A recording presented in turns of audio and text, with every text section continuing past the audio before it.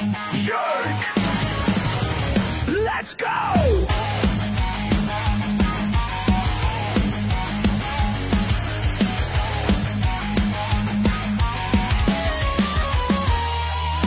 Cam's a shit kicker, 2 bombs in the lead. Soul Dragon Cooke's no time for fatigue. And he's a shit talker, stirring up the show. Never played a shift, but he's ready to go. Welcome into the Cam and Strick podcast, episode number 360. Presented by Stiefel, baby. Let's go. Feel god dang good today. Dang good. Did I ever tell you the story about how I tracked down a criminal who tried to steal my credit card? Can we start with other things? Do we have to go right into a story time with Andy? We need people to be engaged. What color's your shirt? I don't know. Okay. Very feminine. Oh my Kate God. picked it up. Oh God. I'm what tan as a color son is it? bitch. It matches I'm your, tan as a son bitch. matches the hat. I'm tan as a son bitch. Golfing all weekend. Okay, I don't need a whole. No. I need 5 seconds. Would have been. They would have fucking booted your ass out a long time ago. No, they wouldn't Yeah, have. because the pace of play was an issue. Oh, and for who? I'm just telling you, when you have a reputation of being a slow golfer. Oh, you're Every motherfucker in that whole country club knows about. They want nothing to do with you. Yeah. You are the annoying one. That would be you. That would be you. You know why? Or you'd be fun and goofy and That's whatnot. why. But if you're finding your ball, calling up to the clubhouse, asking for rules for 45 goddamn minutes after playing 23 holes straight, I would never do. Son of a You bitch. know I would never do that Well, I wouldn't let you. because I don't. I wouldn't let you. I wouldn't let I make you. my own I would. rules. See, that's a problem too. You ain't getting invited to member guests. I can't believe they invited you. I was embarrassing at times. Oh my God. I had to eventually just use a 7-iron and chip away like yoink, yoink, yoink, because I would duff hitting the ball great, Cam's cool, Cam's this, yay, punt, good job, Cam, yay. Then I started fucking duff, duff, chunky fuck. Then your shoulder hurts because you're fucking hitting the ground like Okay. Time's up. Woo! God dang, 130,000 degrees outside of Missouri. Jesus. How does that happen? How we go It's from called weather. No. Let me Weather. explain a few things because Hot. I think I learned this in college, maybe. Oh, yeah? You learned a lot in college. Charlie Kirk said that going to college is a waste of money. you're gonna bring that up. Well, he was a 31-year-old entrepreneur. Right out of high school. I'm just saying he said fucking that. found he's a brilliant man. Did he Did grow up religious? Probably, I would say. The more I watch Charlie Kirk videos, the more I like him. Okay. The more. Can I handle the segment and ask you questions? More I like him. What do you think of the wife like videotaping the open casket? I can't do it. That's what you're asking? Like, that's of all the things that are going on, that's what you bring up. That's what Andy and his ilk talk about, the casket. Instead of like the shooter or how that happened, how could we avoid this? No. We'll get into how that. Okay, the so nation should. The next question, because it's terrible. I will say, do you know my little Ivy? It comes up on her TikTok. Oh God. I can't. It comes up on her TikTok. She knows all about this. Oh no! And it's like they see the blood coming out of the neck. I know. What did I tell you, dude? My own friend. I don't know. I called Cam because I thought it was going to be a Scott Jennings situation. What did I ask you when you answered the phone? I go, do you know who Charlie Kirk is? Yeah. I thought he was going to be like, who? No, I'm not familiar with. Oh man. And he goes, I knew who Scott Jennings was. Yeah, he just got shot. But it wasn't like it hadn't. No. Yes, I did. He was very emotional. Did you see his response to the assassination? I saw TMZ's response too. They said they were watching a car chase. It's weird how you react when somebody dies. Your true colors come out. And I despise some people in this world. Who hate? Hate, yeah, sure. I mean, I don't hate many people. Dr. Fauci, ouchie, fuck Fauci, I don't like him at all. Shut the world down, lied to everybody, cannot stand him. Literally shut the world down. And I look at him, if his head got fucking blown off, I would be fucking weirded out, man. Would you be celebrating? Fuck no. No way. Would you be like, good, even if he's the one that actually shut the world down? Would you be like, he deserved it? No. Jail maybe if push comes to shove and they dig into different things, how he lied, yeah, sure. But to get your fucking head blown off, can't have it, man. That set us back big time. That is a problem. Can I have the segment back? No, don't bore the people, though. No. Okay, listen, because I got some questions. Seriously. Tyler Robinson. Yeah. Sorry. He's not cooperating with authorities, according to my sources. According to everybody's sources. Okay. According to sources that are talking. Yeah. Okay. So some people are saying that there were people on the stage giving hand signals and stuff like that. What do you make about that? I don't know. There's going to be a lot of stuff. Listen. The conspiracies that are out there. Of course. There's a jet that flew off right on time, then spun around and came back. A lot of weird conspiracy theories. Do you think he acted alone? I don't know. His roommate didn't know. I don't know.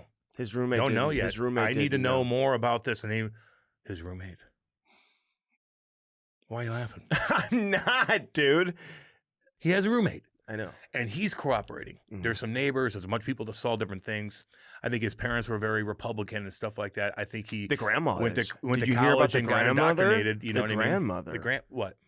She was like coming out saying that this is again way off base for the rest of the family. You know what I mean?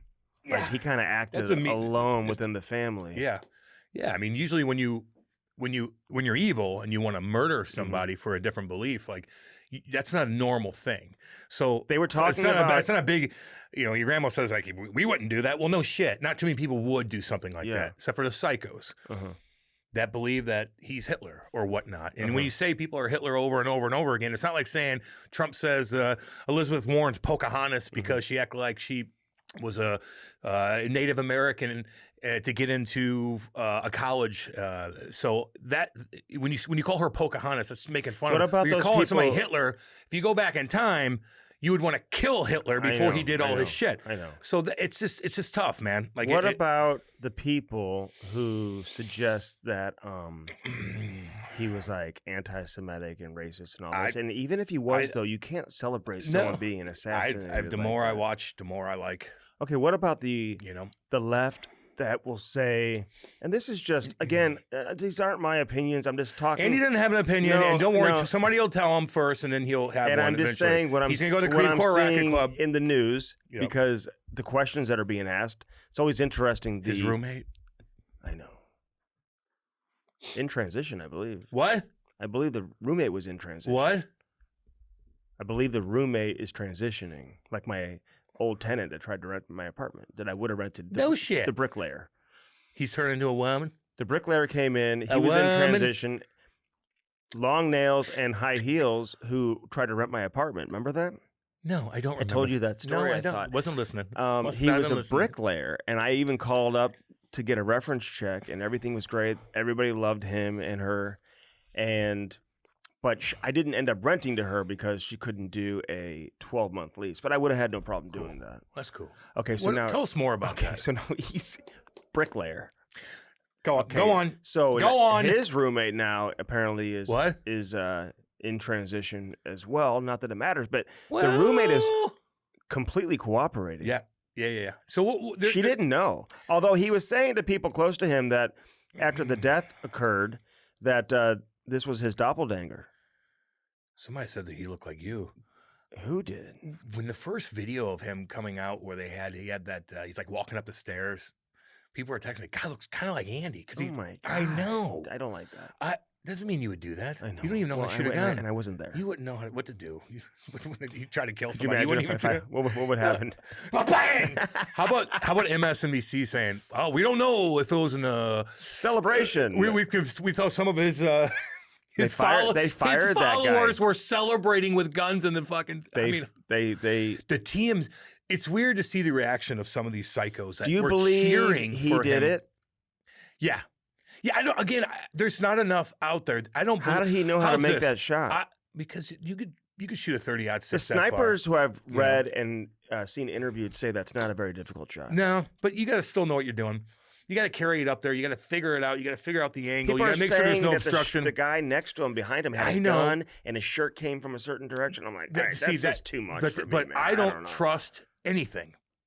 That's the problem. And many people think the same way as me. I don't trust fucking anything. Mm-hmm. I just don't, man. Things change and they move and they bob and they weave and stories are this and stories are that. People lie to get an advantage on different things. But you know what? Let me say this real quick. Charlie Kirk, his videos would pop up all the time. I'd see these videos, but I was never really sure who he was, to be honest with you. I didn't follow him that closely, but I saw his we know you videos, but once it happened and they said Charlie Kirk, I knew exactly who it was. And then I'm thinking, wow, these are the videos that I see. He had him open put up discussion, all which the is time. healthiest thing for America. You have open discussion and debate. And some guys were pretty good at debating him. Are you good at debating? And thought differently. And then he'd have to sit there and wait for these psycho guys and with the College most odd college students that are like, he's like, no, you're not. You're not. How blah, many blah, blah. people would he get to these rallies? A lot. Yeah. He was huge, man. He could have done so many other things, but he would sit there and be patient and debate everyone and have an open discussion is exactly what you want. And they killed him for that. And that sucks. Okay. So, yeah, man, it's tough. He's got two little kids. I was dreaming about Was his wife and kids there? I think so.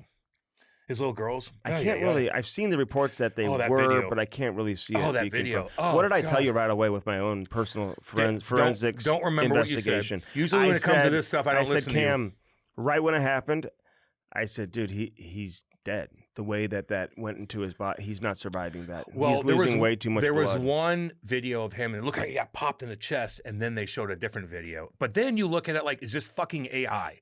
Like, what's AI? What's not? And apparently it wasn't AI.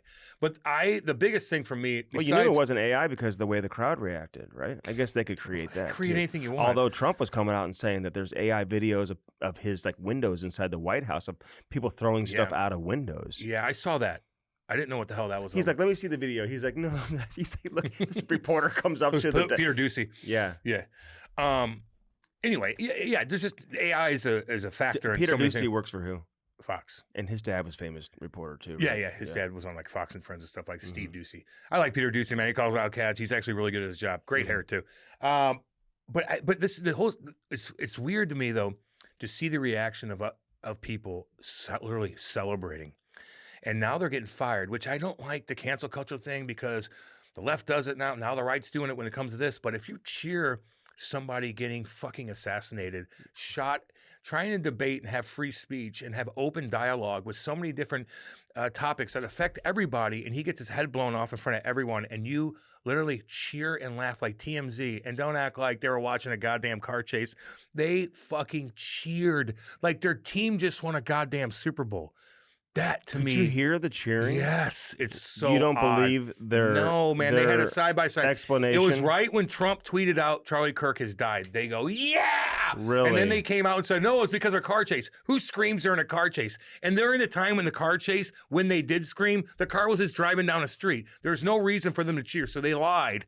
They're cheering because he got killed, and that is unbelievable to me. That to me is unbelievable. But the initial right away reaction from the main TMZ guy, I forgot his name. What's his name?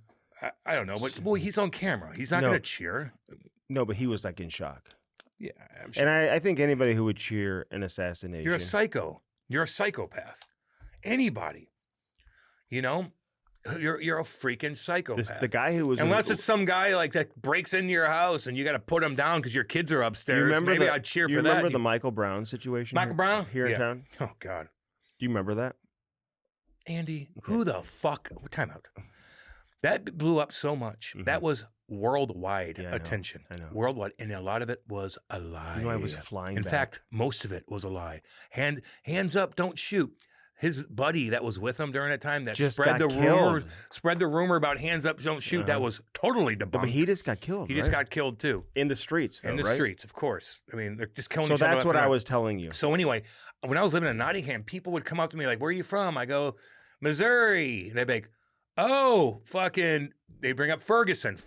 People all over the world brought up Ferguson because that was worldwide, and a lot of it was a lie. Yes, a young black man got killed. But the story was fucking fabricated like no other, and then the truth came out. Well, I didn't mean to get back into that, but I just. Well, you brought it up. I was going to tell you that the guy that he was with just got. I know that. Killed as well. You don't think I know that? You don't think I see the news every single day?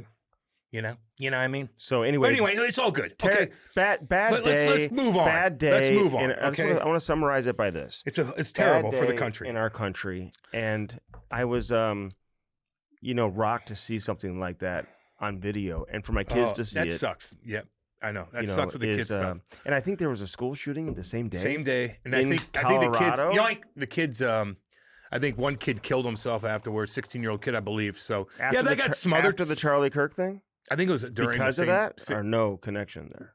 No, no connection. There's no connection. It just happened at the same time, and this story blew up because it was a bigger story. Although that should be a big story, this was bigger at the time. It's just the way it is. Yeah, That's how media.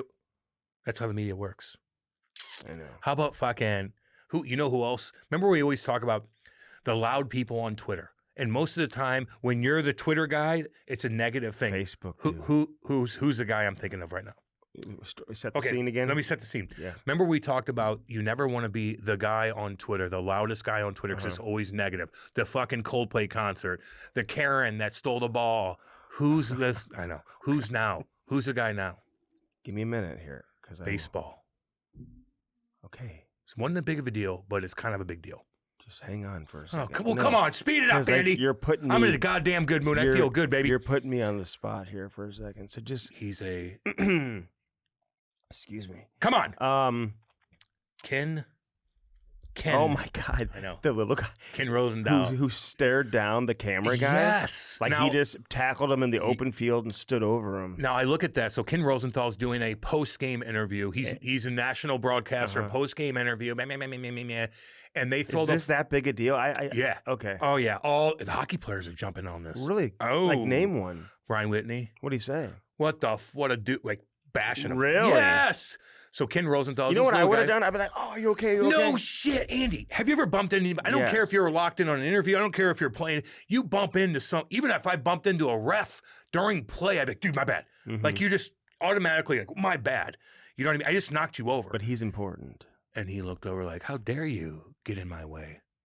By the way, the camera guy was in the perfect direction. He wasn't in the line of sight. Did he come out and apologize for that? I haven't seen anything yet. Now, this is on a Monday. Dude, I've been on radio all Andy's been doing shit all morning. I haven't really looked, so I don't know. Besides this morning, and he hasn't said shit yet. But he's taken a beating. Now, is it that big of a deal? No. But it does show, have you ever bumped into somebody and just kept walking? Have you ever bumped into, like, where you're like, oh my God, my bad? Like, my first initial reaction, like, geez, you okay? Like, no, but, I do get mad when people bump into me and they don't say sorry or they don't hold the door for me. oh, sorry. Or if no. Not if they don't hold the door for me. I don't get that you a upset. woman? But no. That's not it. It's if I hold the door for somebody else and they just walk through and they don't say thank you. Yeah, a little That things kind like of that. annoys me. But what if I bumped into you? What if I bumped into you, like somewhere, I jumped out of the way of something, bam, knocked you over. Mm-hmm. And then you stared me stared down. you down like peasant. I'd be like, dude, you just bumped into me. Dick. What a dick. I'm like, you want to go? But although, I'm like, I'd be like, you got a problem, dude? I asked Jimmy the guy. No. I'd be like, you got a problem? Oh, you want to go? I throw lefts. Yeah, I just, anytime you bump into, even if I don't bump into somebody, I'm still worried. So yeah, maybe he was in the moment and he had to do his thing, but who gives a shit? Mm-hmm. You went out of your way to, because you didn't want your clothes to get wet. And I get that. And you ran into a fucking kid and you knocked him over and then you look and stare him down like, what the hell are you doing in my way? Yeah. In my perimeter. This is mine.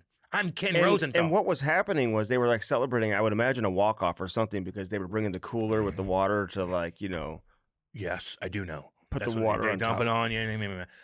But anyway, He's so trying to get out of the way. He's blowing up a little bit. For the wrong reasons. For the wrong reasons. You don't ever want to blow up for the wrong reasons. No. What color's your shirt? You haven't answered. No, the actually, I want to move on to this because What? you are taking a beating a little bit. Okay, can I? No. No, I'm not. People are literally calling me and like, is Andy being serious? Who's going? A lot. And I go, I got a few too. They all know I'm not. No. They all know I'm not. I think you were. No, because people are like joking, saying, "Oh, I believe in your, 5'7", 110 pounds. I believe 110, 5'7", 5'4", 83 pounds. Dude, it was a joke, man. And you so that's what it is. Yes. Come on. I don't believe you. Oh yeah. Oh, No. Maybe my hockey sense wasn't a joke. I don't. Maybe the hockey sense part. Hockey sense. Andy's got a show called Hockey Sense, and he thinks that's what sets you back. The Ryan Clark situation right there. Ryan Clark. Ryan Clark. You didn't play. You want to force the issue to say that you are part of the players and you're gonna say that No. you're better I know than that. I know that. NHL guys? No, So you were joking. 100%. You told me you like it when I get in character. Remember, you said don't. that's gold. But no, you, but you said you like but that. my character. I'm not. Am I fake anywhere? Am I faking anything? But Character. That is me. You took So off with it, so I you- had to stay in that because the way you were I reacting. don't know. Come on, dude. You know that. Okay, so just look in the Yeah. camera. It's fucking a Say, joke. no, it's a joke. It's a joke. We're entertainers. We're here Okay. to entertain you. Okay. God. That's it. Yes. That's it. And you know who knew? What's up there? You know who knew What's up there? I was kidding? Who? My wife. She like's been listening now all the time. Oh, geez, Louise. I know. Lori, I love you. I know. Lovely And woman. she's like, they know you're kidding, right? Like everyone who. No, they don't. Well, 'cause that's how good of a. That's I how didn't know. I can I get in didn't know. character. 'Cause I yeah, you sometimes- did. Afterwards, you told me, dude. At the time, I didn't. You were like, dude, that's great. No, it's great because it's going to be content. Yes. Not great because I'm thinking you're crazy. Yeah, I know. But that's what you said to me. Back battle, And- motherfucker. Hey, hey, can I? Woo! Can I talk? God Can I dang, boy. talk? Sorry, go ahead. No one, because my 9-year-old son's probably better than me right now, to be honest with you. But maybe not. Now you're all over the fucking. You don't even know what. You don't even know what the Hey, fuck this is. hey, Get out of hey, here. hey, listen. No, No one has you're more right. respect for NHL players than I do for understanding what they had to do to get to that point and how good you have to be to play at that level. I watch it up Just close. Look in the camera and say I that. watch it up close. Look in the camera and say that. to him. And I'm getting I messages. know Messages. what it takes or how hard these guys have worked to get to that level and how hard it is to be an NHL Apologize. player. Apologize. So, Just to apologize. anybody who thought I was serious, come on now.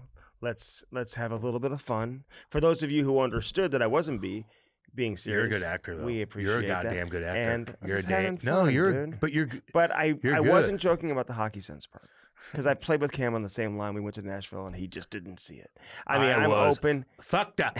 I didn't mean- sleep the night before. Oh yeah, Partying and hardcore. I'm Ah. open, and I just wasn't getting the puck in certain I situations that I'm used agree with that part because I was done fucked up in that game, and to. Now we had such a goddamn good time. We need to do that Yeah. again.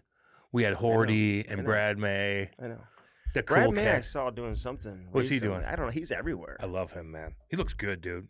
dude. He looks fucking handsome. He's still. like a people. We went awesome. to Smart a couple of guy. bars. I don't know how I got stuck with him. Not stuck, but like it was just me and him and like maybe one other person. People come up to him thinking he's like a Hollywood actor. He looks good, dude. He's he looks like tall. He's got these. He's not like, tall, but No, he's he's got the pretty- thick white hair. How tall is he? My I size. bet he's over 6 feet. 6.5 feet. Everybody's tall to you, I guess. But He's over 6 feet. he ain't that tall. So make sure you So- tell yeah, everyone you really know him. that they know. He's tall. Dude, He's 6 foot. let's see. I think he's. I don't know if he's even taller than I am. You know what I mean? How about I gotta give a little. Can I give a little shout out to my boy Sawyer Bolton? It's all Dude, nice. He's throwing. chucking left and He's right. like this, "Rah!" Pumping the fucking fans up in Philly. Good for you, man. You know how much I love you, Daddy. Hey, we gotta you get and your brother are we badass. gotta, Ryder Sawyer we gotta Bolton. get Shout out the big E on. again. Eric, Oh. Eric. Bolton. Yeah, God, yeah, man. especially with his kids doing stuff. Was he in camp with the Flyers? Yeah. Sawyer, he I believe plays that's not like Ryder. a so Sawyer. Flyer. He's a killer, like his Yeah, daddy. he is. He's crazier than his dad. Oh His my dad's the God. most chill. I swear to God, chill. That funny joke. I think his boys. I told you when I went over to their house, Uh-huh. Oh yeah, they were psychos, Yeah. punching me, Mhm. putting me down, trying to fight me. Like, get him off me, Putting you what? putting me downtown China. I go, Bolts, I'll fuck them both up right now. I don't give a shit. They're 7 years old. Mm. They wanted to fight, Mm. and I'm like, you got your hands full. You got your hands full. Why- And now they're out you know there what's killing funny each other. is I love Cam's people are saying they thought I was serious. My people are like, dude, that's hilarious. Who are your They- people? They know you're. No, who are joking. your people? Yeah, it's a lot Name of- me lot- some. lot of Name me. people. There's a lot The of people. NHL guys Yeah. were texting me like you can't believe. And you told them, what was your what was your answer? What was your answer? He's dead serious. Oh my God. Is that what you said? Yes, because you got me. If this is true, look in the camera and say it again. You were knew joking. I was joking No, I because you didn't. said afterwards. Andy, I that- swear on my. But why I did swear on my mother. Why did you say I swear on afterwards my mother. that You like it when I get into character. Because it's going to be good content. I just told Okay, you well, that 5 fine. times. So then you know I'm not I being said you were serious. dead serious to everybody that asked me. Because Can you're a you- damn good actor. Can you change that? Disrespectful. You better than Steiner?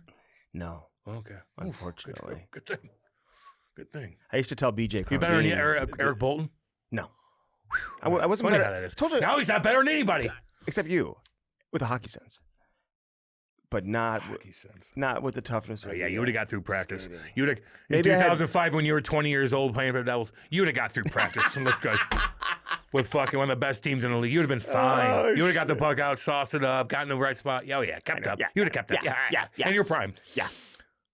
Let me do damage control for you. I'll do damage No, control. that's not- no, you're I'll not. Yes, I will. I just, Well, can You you look say at- it right now? I think Andy, No, dude. See, like you can't even do because it. I'm not convinced yet.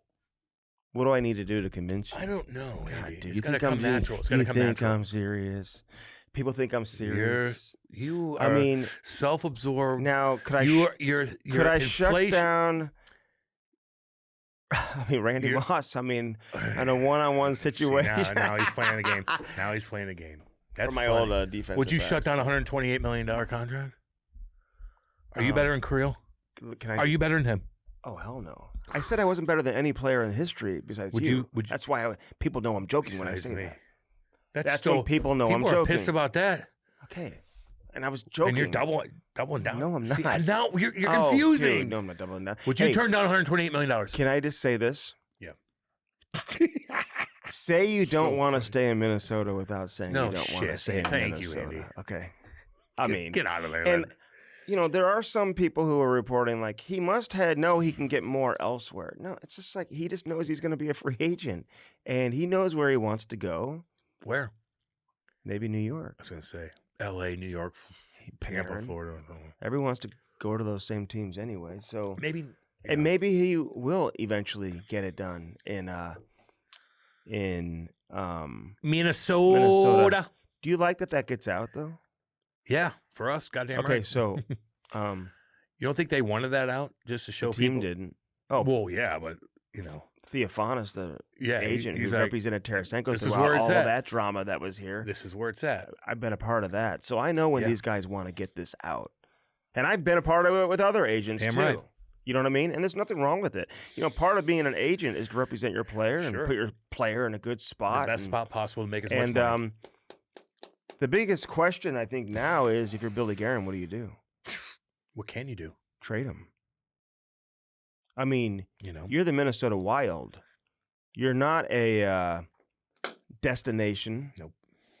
Much like a number of other teams. I'm not going to sit here and say every team is a no, but destination. we know the teams. That are, Okay? Yep. And let me just also say this. If you're a hockey player and you want to have a great experience playing in the NHL, Yeah, you want to play in Minnesota. It's a hell of a spot to play. sure. Like, it's high profile. People are into it. The fans love the NHL. They get a lot of big-time international events. It's the state of hockey. So, yeah, people would want to play there. I mean, you should want to play there. But I think in this case, unless he's, like, wanting to get, like, $17, $18, $19 million, like, that's important to him to get a couple $1 million more, then Well, how much more can you get until you're not allowed, the percentage? I think, like, you can go up to, like, 20% of the cap or whatever. Okay, it so is. what would be 20% a year? Like You have to 17 do maybe? the Like math. Probably another more, mill? Probably more than that. Another Probably mill or more two? than that. Because from what I understand, what I'm being told about Connor McDavid is that, his contract would likely come in around 16 to 16 and a half. Now, I wonder if his people are sitting back and saying, okay, if this guy's going to sign for $128 million, that was 16, like, we got to come in higher than Kirill Kaprizov. Exactly. Yeah. But But I think McDavid, which is why he's going to end up signing a short-term deal. Like, if I'm him, I'd always sign short-term deals. Like, he'll score 90 points at minimum in his sleep until he's 40 years old, right? And he's going to make a shit ton of money no matter where he goes. He doesn't need to sign 7-year deals, 8-year deals for security because he'll always be able to get crazy There you money go. no matter what. So he's in a unique spot. But I think you also kind of have to hold the organization, hold their feet to the fire a Sure. little bit and be What like, are you yeah, doing? I'll do a 3-year deal. I'll do a 4-year deal to make sure that you continue to build around me to make sure that we are in a position Yep. to win. So, so that's where I think he's going to come in. But for, Kaprizov, do I know where he's going to end up going? No. But if you're Billy Guerin, I think if you're the Minnesota Wild and if you know you're not going to be able to keep him, if once you get to that point where you know, hey, this isn't going to work. And I wish sometimes these players wouldn't even like waste the time to negotiate. Just say, hey, like Matthew Tkachuk did, Calgary, guess what? We're not going to re-sign with you. So then Calgary says, okay, then we're going to trade you.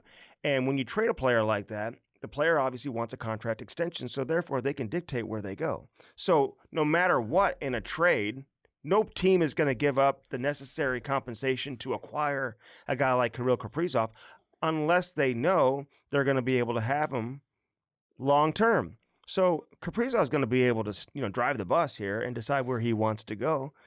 And where that is, I guess only he knows, but I guess you could assume, where those destinations might be. Vegas, LA, maybe Anaheim. I don't know. Florida's New York, maybe Montreal. Mm-hmm. Maybe.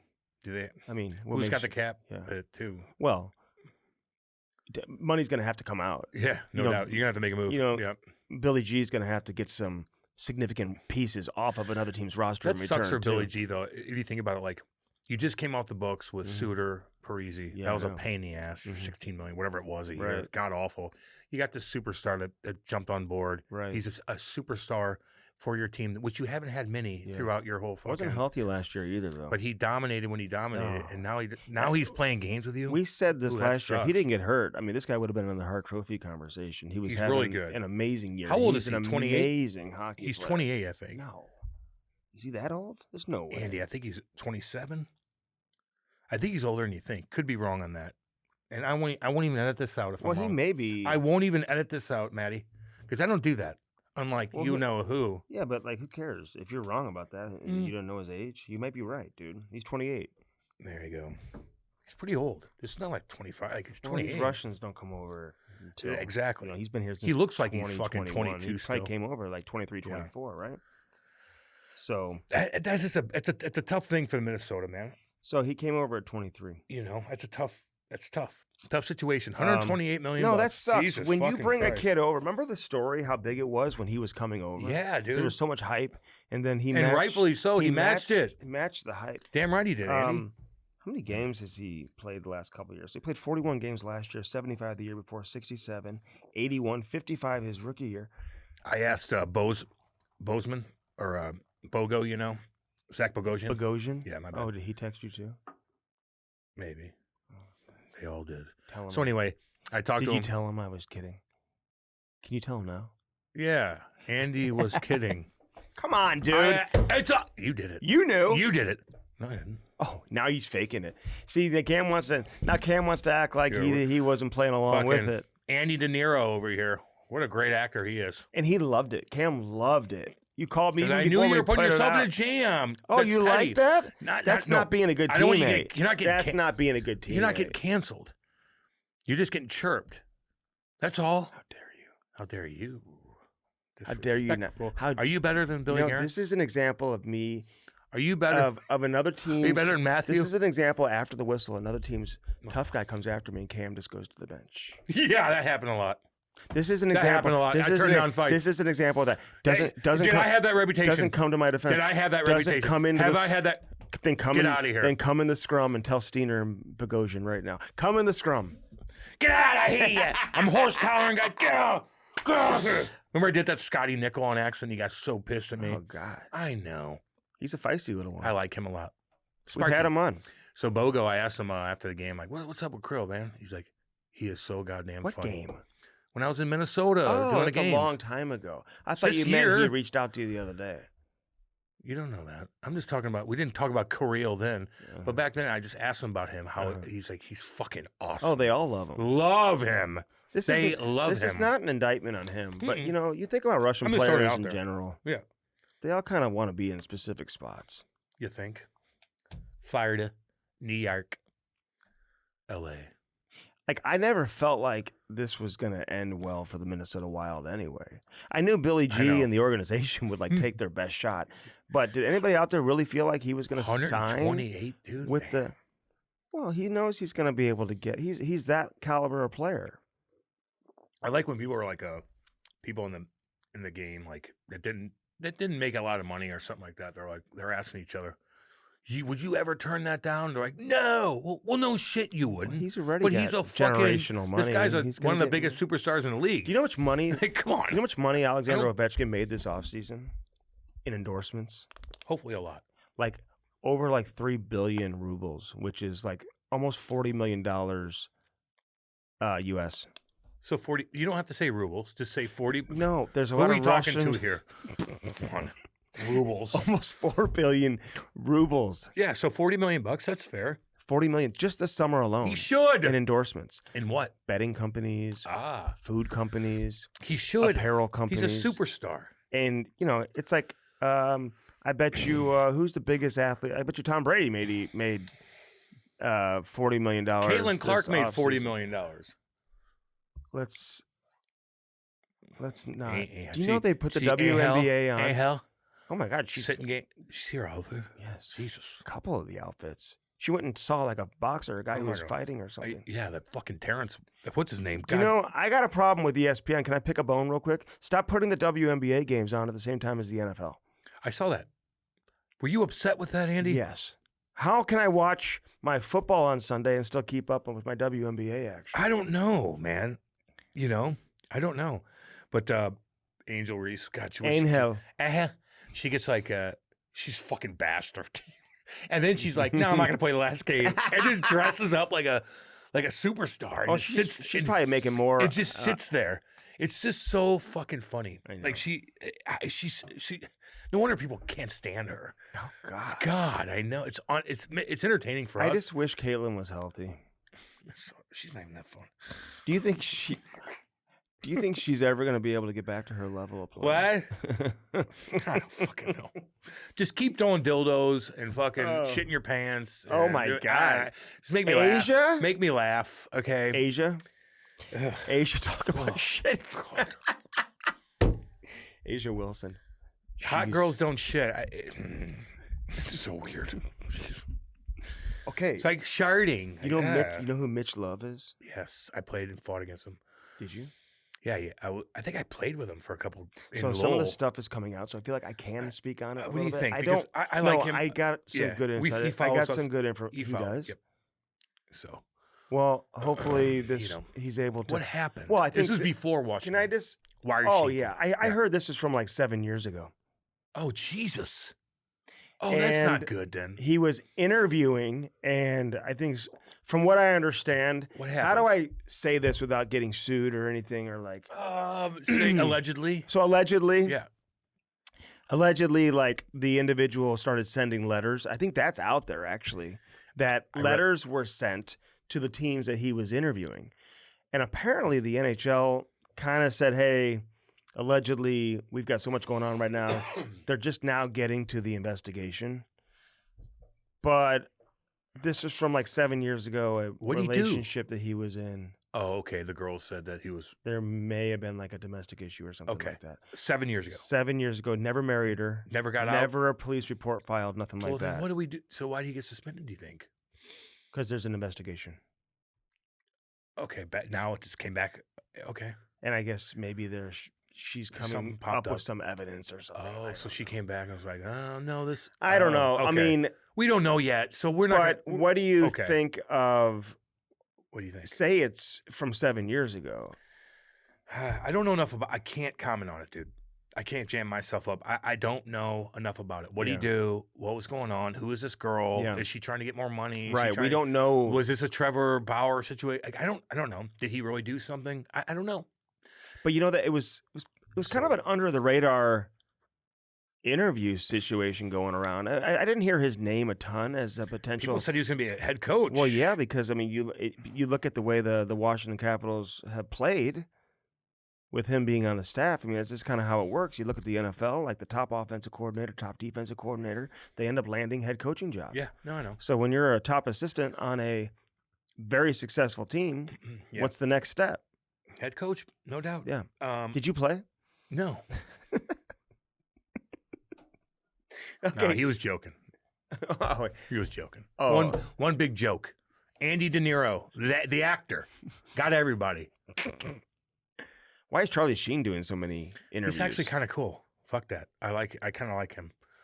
Now, know is he he was gay? do- I think he said something You know about being he, gay or he something. did, Okay. I like him more now. but he gets with women too. I think he's He's kind of. bisexual. Do you know that he was doing Joe Rogan at the time? Yeah, and Charlie Kirk went down. Yeah, Right at the very moment. I know. I saw it, and they played it cool. You know, it was a fucking I got home from golf and I go, No, I told you. No, you didn't. I didn't look at my phone for fucking hours. I was there. It wasn't really out there yet. Yeah, it was hours, and I did it on purpose. And then all of a sudden, I'm fucking getting text messages. I'm like, oh boy. What did I say to you? Do you know who Charlie Kirk is? I wasn't listening, talking about your text message. I called you. Right when I got home, but I'm watching. I'm like, son of a bitch, this is fucking craziness going on. Another thing. So we hope that gets resolved and whatever. Yeah, Everybody exactly. can kind No of doubt. Move on with their lives. Yeah, we got to fix a lot of things in this country. It's the way it is. No, I'm talking about the Mitch Love situation. We just. Oh yeah, he'll be fine.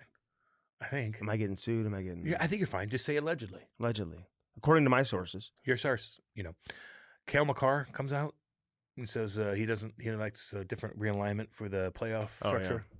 Is that a big deal, or is that what? Okay? Can I just say? Wait, can I say a few things about yes, this? There you go. Go. You got the floor. First, tell people that he was joking. it's not cool. It's not cool That you don't have my back. that I don't have his back. He was joking. Who's the second most popular player that reached out? Gretter. He's second most popular? Yeah. He didn't reach out to Biz is the first. He was the one. No, he didn't. How do you know? Because he would have texted me and asked me. No, he wouldn't have. Sure. He texted me like, is he out of his fucking mind? I go, yes. It's good to know people I go, yes. are listening I go, yes. and watching. Gretzky. I love you, Biz. Fucking. Biz is on like a... What's he on, an adventure? Yeah. I want to go on an adventure. Go Yeah, of course you do do. some hikes or something. Go hike. Okay, so anyway, Cale McCarr came out and said that. Now, listen, I mean, I like the old playoff format as well. I mean, I do think, like, in general, that the top team should play the lowest seed. And that's technically the way it goes anyway, because the top seed is playing the lowest seed that makes the playoffs. It's the second wild card team, right? But they have the divisional format. I mean, I guess you could have a team that has more points than a team that's in a top 3 spot in a division who has fewer points than the top 3 teams in their division, but they end up in a wild card spot, but they have more points than one of the top 3 teams in a separate division, if that makes sense. So it is a little goofy. But where was everybody complaining when St. Louis had to play Chicago every year in the 2-3 matchup? Where was that all? Where were all those complaints? When Chicago was the best team in the league. Yeah. But now where it's affecting Toronto.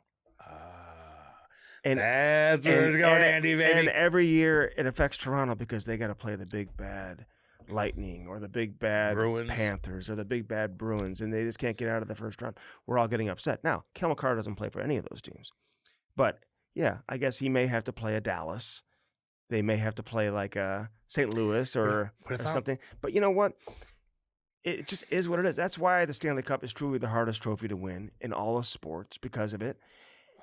And I'll just say this. If they changed it to if they went back to the 1 versus 8, 2 versus 7, I mean, yes, 100%. I would have zero problem with that. I don't care either way. When do the playoffs start? Let's get it going. And if I'm Cale McCarr, like that's the last thing I care about, right? Yeah. Cale, like I'm thinking about. I know he was probably asked a question. Sure. But even then, I think some other players were too. I would be like, I don't give a fuck. I gotta fucking win. You know what I would say? So we have to play Dallas, we have to play Vegas. I don't give a fuck. We have to win. Yeah, you know what I would say? That you're better than everybody? Definitely not better than Cale McCarr. Oh, my God. Seriously. So look in the camera and just say that real quick. Not better than Cale He's McCarr. not better than Cale McCarr. I'm not better than any NHL player in NHL history. That's kind of not what...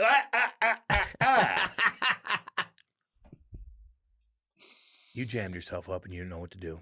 You jammed yourself up and you don't know what to do. Can you help me?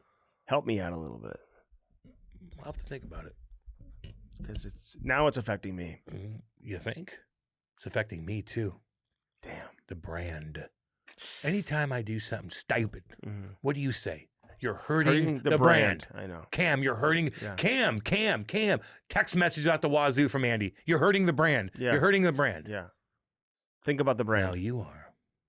Okay. Well, listen. Can I say this to you? I apologize to everybody and everybody out You there. need to apologize to in me. Cam and Strick You Nation. need to apologize to me. Cam and Strick Nation. You need to apologize to me. To Cam. I'm the one that was to affected Denny, by this. to Kate. My dad, to too. everybody.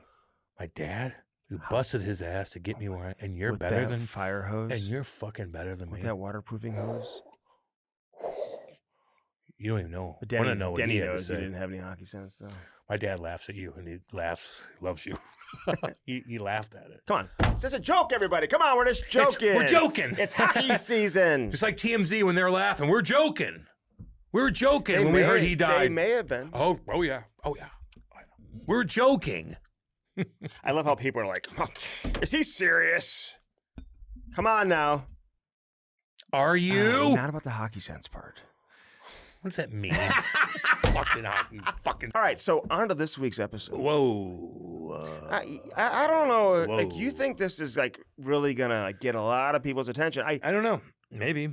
I He hope doesn't you're right. because people that Matt we get Cooke, on, by the way. Matt Cooke, people we get on that are controversial, which he certainly is. He played over 1,000 games in the league. He's a Stanley Cup winner, and he's had some controversial moments. Probably more controversial moments than any other player ever. Okay, so besides maybe Chris Simon. Let me rest in ask peace. you this. He's done some crazy stuff, and we talked to him for an hour and 15 minutes, and we asked him about everything. Okay, so he was always on my bucket list of guys I wanted to interview. Me too. I've been reaching out to him for years about getting Matt Cooke on.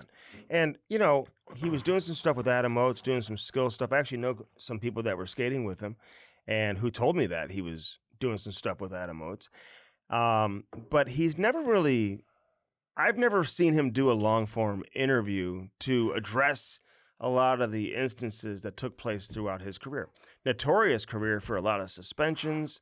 I mean, listen, he played a game at the time that was probably considered on the edge, but also within the guidelines of what the rules were at the time. And, you know, seemed to always have a job, play with all different teams, played over 1,000 games, won a Stanley Cup. And, you know, some of his suspensions are, you know, some of the, you know, most notorious hits that have caused injury in the history of the National Hockey League. Yeah. And have really changed the game. I mean, he is in part responsible for changing the game. People talk about Rule 48. It comes up all the time. The blind side, the blind side hits on the back checks, you know? Yeah, that's why I used to do that, he gave a pretty good answer about how, like, in the 80s and maybe even so in the early 90s, I guess, like, they didn't back check. You know, the backside pressure was not something that everybody did and that you had to do to be in the lineup game in and game out and to play in the NHL. Now kids are taught the backside pressure. I mean, you have to get back. We would do specific drills. And you got to back check. Every day back So when you start applying the backside pressure, it created some of those opportunities to deliver some of those hits. And because there hadn't been backside pressure, something that you're used to when you're skating up ice, you're just not really thinking somebody's going to come from the side and just completely destroy you. So, I mean, I got suspended for doing the backside on Bradley, Matt Bradley, and then Travis Green. I fucking crunched them because they'd come. I'd be back checking as hard as I can, and they would dump the puck in on the left side and then turn to get a line change and just fuck them up. And you know, I talked to Jamal Mayers about this recently. Like he and Dallas. Are you better than him? No. But he did not like the fact that you said you were faster than him. I was at that time. Did he not he say said, that he gave me give this kid a puck? Said no chance. He said that never happened. Call him right now. Call him. Call him. Really? Call him. See, that never happened? When I was skating with the Blues at a young age? Are we bringing him on Are you now? kidding? He said it didn't happen. Are you ready for this? He probably thinks you're better than me too. By the way, Cam telling all these guys, they get a little too cocky. All right. Hey, no one's as good. Every coach sucks. Da da da da da. Yeah. Okay. You really want me to call Jamal? I don't fucking know. Like, what do you say? That didn't happen. That he's told me to grab a puck because I was beating everybody in races. He said. I said, well, didn't he say do it? He goes. I go. Cam alleges because we got to use the word allege a lot of times. You do. Cam alleges that you said, "Get him a puck, do it with a puck." Because I was blowing everybody's doors off. Right. Yeah. And he said no. Well, I thought you were saying that you were going toe to toe against him. You were racing him. I was right next to me. Okay. He's right next to me. But did you beat him? Yeah. Oh, okay. Yeah. So then He said no. he said no, that didn't happen. Oh, okay. Well, he Okay, was a Cam. fast skater too. Very fast. That's why I brought it up. I'm not saying I'm fasting, but I was beating him, and I remember him getting pissed and be like, give this fucking kid a puck. You weren't even playing in the league yet? I was playing for the Devils Oh, in my early stages, and I was skating with the Blues. okay. Yeah. Like And before then you Larry before Plow you came- leave for I was camp in like the summertime. Yeah, and I was in a different locker room with all the other kids. Was that a Larry bad Plow came in. feeling? No, I loved it. You didn't like not being able to go in the main Oh, room? that was goofy. But Lou wouldn't have that either. Do you know I don't that- care. so- I was just like, I was skating with the Blues even when I wasn't playing for in the NHL. So the night Were you? Did you do that too after Parkway North? Did the No. Blues invite you? Were you skating with them? I'm just I asking. did I bet. pretty often. Do you know that Oh God. Pronger used to invite me to out? Dude. Get the fuck. I swear to God, You- Jamal will tell you. You are Dallas something else. Drake, Jamal, Bryce Salvador, Ben No, Bishop when was you're in out there high as school. a kid. When you're in high no, school. I was like already like working and stuff. Yeah, like that. like 18 years No, old. That's what I'm talking no, about. no. Yeah, they would do that as a goof. Yeah. Not because you're really good and you can keep up with No, them. it'd be fun. But There's a difference. But it was fun though. Yeah, but I'm not talking about that. Okay. They knew you as a reporter. Like, you're the guy like this. Hey. And they're like, we want to make fun of you, so we're going to invite you to Dude, come out so we make fun but of you you. know, those but guys- you weren't good enough when you were young Right. to get invited to the NHL right, team. right. Right. Hey, God damn, you know you're that something. they were You're something. But you know they were so cool though, dude. Yeah, I know. They're all cool. Okay, no one fuck. was like talking shit and like whatever. Fucking Jammer, though. We'll talk about this Jammer. They were all so Jammer cool. actually is one of the ones that texted me. I'll show you right fucking now. Was Andy serious? because he texted me too. I go, yeah. I go, He goes, "Were you being serious?" I'm like, "No." he doesn't believe you. He Shouldn't. does. He knows. Because you were serious. But then he didn't like the fact that you tried to call him out. I didn't about call him out. speed, Saying you I beat just him said- in a race. Yeah, shut up. Bring him in here. Saying you'd beat him in a Get race. out of here, Jammer. I love you, man. His kid's a good player, too. Crew. Crew, baby. That's a goddamn cool name. Ty calls him Cruz. I'm like, dude, it's not Cruz, it's Crew. Cruz is cool, too. Cruz is a cool You know. name too. So, I think if I were to change my name, I would. would it be Killer? Speedy? Speedster? Power but forward? True story. So Ben Bishop was out there. Yeah. Like, this was after his when he played in a charity game. Mhm. Did they invite you to play in that charity game Which one? at Family Arena? Or all the big dogs were out there during the lockout, 04-05 lockout. You were probably playing in the American League at the Yeah. time. Yeah, sorry about that. Is that Yeah. good enough for These you? guys weren't. Fighting 47 times a year in the American League. 40 goddamn 7. I had 337 minutes of How's your noise. head? I don't know. What? I don't know. I think I'm okay. Fuck, I don't know. I got rocked. Goddamn right, I got rocked. How's your head? You good? From writing things Not down? really. The From pillow- blogging? I need a good pillow. Are you good? I need a good pillow. Well, figure it out. The- Go buy a fucking pillow. I'm not Jesus, I'm not mother of I'm not God. sleeping well right now. Figure that out. Like, everybody's not sleeping well. These guys working construction, 110-degree weather. I'm They're thinking not about sleeping well. like I think it's like a in thing right now for people to quit drinking. You are fancy. You're I'm in a thinking- little. I might- you are in a little bubble. I might have to quit you are drinking in. So do I. because I think when I drink, Keeps you I up. have You're trouble dehydrated. sleeping. That's 100% the case, dude. and No then I doubt. wake up not feeling great. You got to crush. I'm not even like getting drunk at night. I just No. have one cocktail When when, you're when I'm barbecuing steaks, Ugh. frozen steaks, When- and I'm cooking. When you're dehydrated, you do not sleep well. Your body twitches around. It's fucking you dream about water. You ever dream so dehydrated you're dreaming about drinking water and you can't quench your thirst? Last That night, ain't good. so it's 4 a.m. I just started scrolling my phone, and I was keeping my wife That up. ain't But good she either. left the room Well, don't do that. because I was keeping her up.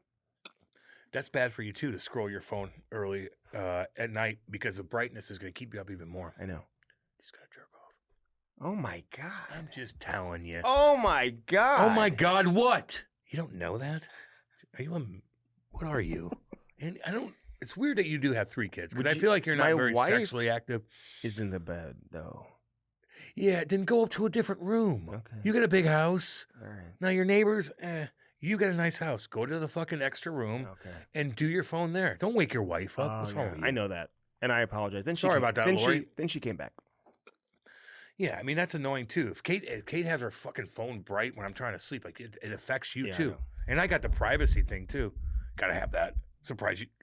You don't have that. I used to have I could it. look at your fucking text messages when they pop up. Big deal. I don't know if you like that, dude. You shouldn't like that. Big deal. But anyway, listen. He came on, Matt Cooke.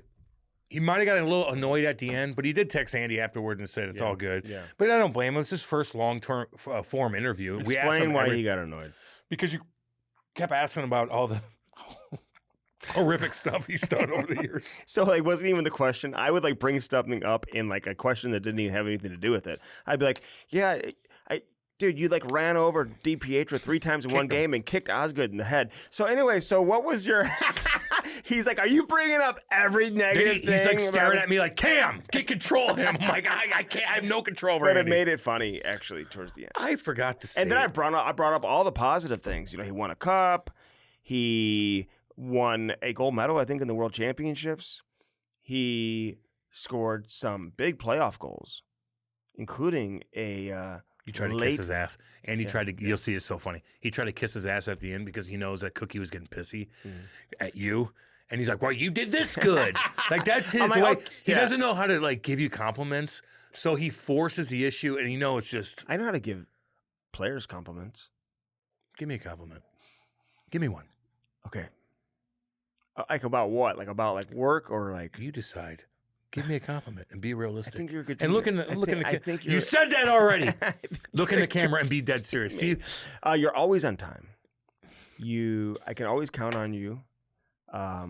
You are a good teammate, you said that before. and you're always on time, dude. You're repeating yourself. And no, honestly, that was I'm on time. always on time, dude. Lori messaged me She did. Saturday night. No, she did. Andy's wife on Instagram. That's weird. I know. What do you think it was about? Was it about me being better than you at having better hockey sense? No, because she probably believes that. No, she knows I was No, joking, dude. because She's you the only one probably that forced knows. Andy. Probably that's what's the first thing. I'm a hockey She player. listens to. That's what you said to her. That she right? listens. No. She listens. That's to what you said to her when you were trying to wheel her back in the day. You're like, I played hockey. I did She this. listens Now I to- do this. She listens to every episode. You told her that you were going to go pro, and you got injured. I didn't. I've never used that one. I got injured. What is She sends me a little meme of something that says, have you ever been in the car with someone who drives like we got extra lives? She sent that to me. Want me to show you? Do you believe me? Because she heard you talking about that one time, and she. Do you She know? knows. You got a So- problem, my friend. so you got a listen, couple problems that so- you have to deal with. You might have to stare in the camera and just, what's wrong with So you? listen. So my best friend from Arizona, he was in town with his wife. And What'd you do? So they were staying. Staying with us for a few days, and it was around the holidays. So she had never been to St. Louis, and Wait, this is recent though. She Yeah. did this Saturday. I know, but I'm just telling you a story about my driving. What'd you do recently? Nothing. Because this, apparently you did. No, she heard you talking about it. No, I think that you're scaring her when you're driving. We've talked about this before. Everyone has talked about it. Cam. It's not- Every no, single it's one of not. my buddies brings it up, and it's so funny that Figure you it out. bring it up. Figure it out because it's true. So when I was like in high school and stuff like that, and everyone's always looking for who's gonna drive, right? I never had to drive because no one ever wanted me to drive, dude. Jesus. So I never had to drive. It was amazing. And even like in college and stuff like that, and after dude, Andy, you don't need to drive. Race car Who driver. wants He to wanted to drive? be a race car So- driver back in the day. So my buddy comes in town from Arizona with his wife, who's from Colombia, the country, and so the country, not I know. okay, I know. and Like Columbia, the what? yeah, the country, beautiful country, beautiful woman too, and so we're driving to show like Christmas lights all around St. Louis, different neighborhoods, whatever. All of a sudden, for a couple times, they're like, "Dude, this car." Like, she gets not funny. She gets car sick, dude. I See, had to that- pull over 'cause you're like to this. get her out of the car. I'm tweeting. Stop. Oh my god. You gotta stop doing that. It's all good. Okay, calm down. She's messaging me, baby. The hell you want me to do? Sitting there like, God dang. So on the way home from soccer last night, my daughter had a soccer game. I got a call actually from one of my sources about this Mitch Love situation. Actually, Yeah, I hate hearing about that. Me too. Sucks. and He's supposed to be a really good dude. I know. Oh, well, listen, you know what know. you don't get from me? I ain't judging anybody. I'm a fucking disaster. Like I am. So it is what it is. we don't know the situation. Yeah. But, sometimes the NHL has just got to, look into... 7 years ago? Shit. 7 years ago? What are you going to... I think the statute of limitations don't... I think that's even, legally, I don't even think you can press charges after 7 years. Yeah, you can. No, I don't think you can. Ooh, For domestic violence, look that up, Maddie. What's the statute of limitations? I think I'm telling you. But, he probably needs his job and everything. He didn't play in the NHL or anything, I don't think. He did. I fought him in Carolina, but not a long time. Say what? I fought him in Carolina. He played in Carolina. I fought him, I think. No, dude, you're not thinking of the right guy. The defenseman? Mitch Love? I don't know. Let's look it up. Let's look it up real quick then. You want to bet on it? No, I don't know if I want to throw money down on that. I don't think he... Okay. Thank you. I mean, Mitch Love, dude, he did not play in the NHL. So you didn't fight him. Oh, he played in Albany. Yeah, okay. I played with him. He played in the American League. Yeah, I fought him in the American League. Played a long time in the WHL. Yeah. Okay. Parts of 1, 2, 3, 4, 5 seasons. So he played American League. It's a long so time. I fought him. But he played for 3 different organizations in 1 year. That's why it looks so crazy with his junior career. But he's been a coach. He's been a head coach in the Dub with Saskatoon. Good old Saskatoon. And he just finished his second season as an assistant coach in the National Hockey League. He's only been in the NHL for 2 years. So I don't know how to react in this because I don't know what really went on, what took place, but hopefully they can get to the bottom of it relatively quickly. And if all the boxes check, let him get back to coaching, assuming they check. If they don't check, then they don't. Then they're going to do their due diligence, like everybody does. That's why you got to make sure you're making the right decisions in life, man, because it could always come back to get you. Yeah. So training camp's coming up in a couple days. But why is it coming up now? Because 7 years later? We got to dig into this a little more. You know what I'm saying? Yeah. It's everywhere. Did he do what maybe he's being accused of doing? I don't know. Or does she just come back out and I don't know. But if she's really after him for money and whatever, wouldn't she wait till he got the head coaching job and started getting paid? Yeah. Or there's a statute of limitation. Well, there is. Because she never went to the police, apparently. Never filed a police report. So it's 5 years, and I guess he's good to go, but now he's suspended. And the NHL didn't. I guess they had too much going on. They didn't get to this earlier in the offseason. The NHL knew about this right after the interviews or right around the interviews because she was sending these letters to all these teams. Allegedly. Yeah, we'll see how this all breaks down. But hopefully he's going to be okay, and hopefully it's not as bad as what many people are alleging it is. But how about the kids, the Canadian boys, World Junior boys, Carter Hart and all those guys getting reinstated December 1st? They can sign on October 15th. Okay, cool. And they can't play till December 1st. Okay. Well, that's good news for them. Yeah. You have a problem with the NHL doing that? No. They're not guilty. I know. Not. But do you think they should be able to play right away then? Yeah. Oh, yeah. I think they should play right away. So, okay, maybe do I have a problem with them waiting till December to let them? I don't know. Just let them play. Let them play in December. That's fine. You want to drag it out a little bit. How many teams can go out and sign them at in October 15th? That's what? The season starts already. I know. That's the bitch of it.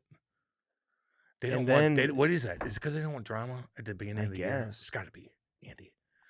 Okay, they want drama. Then wait, and then don't put yourself. I don't know how many of these guys. I know you're innocent. They're innocent. Mm-hmm.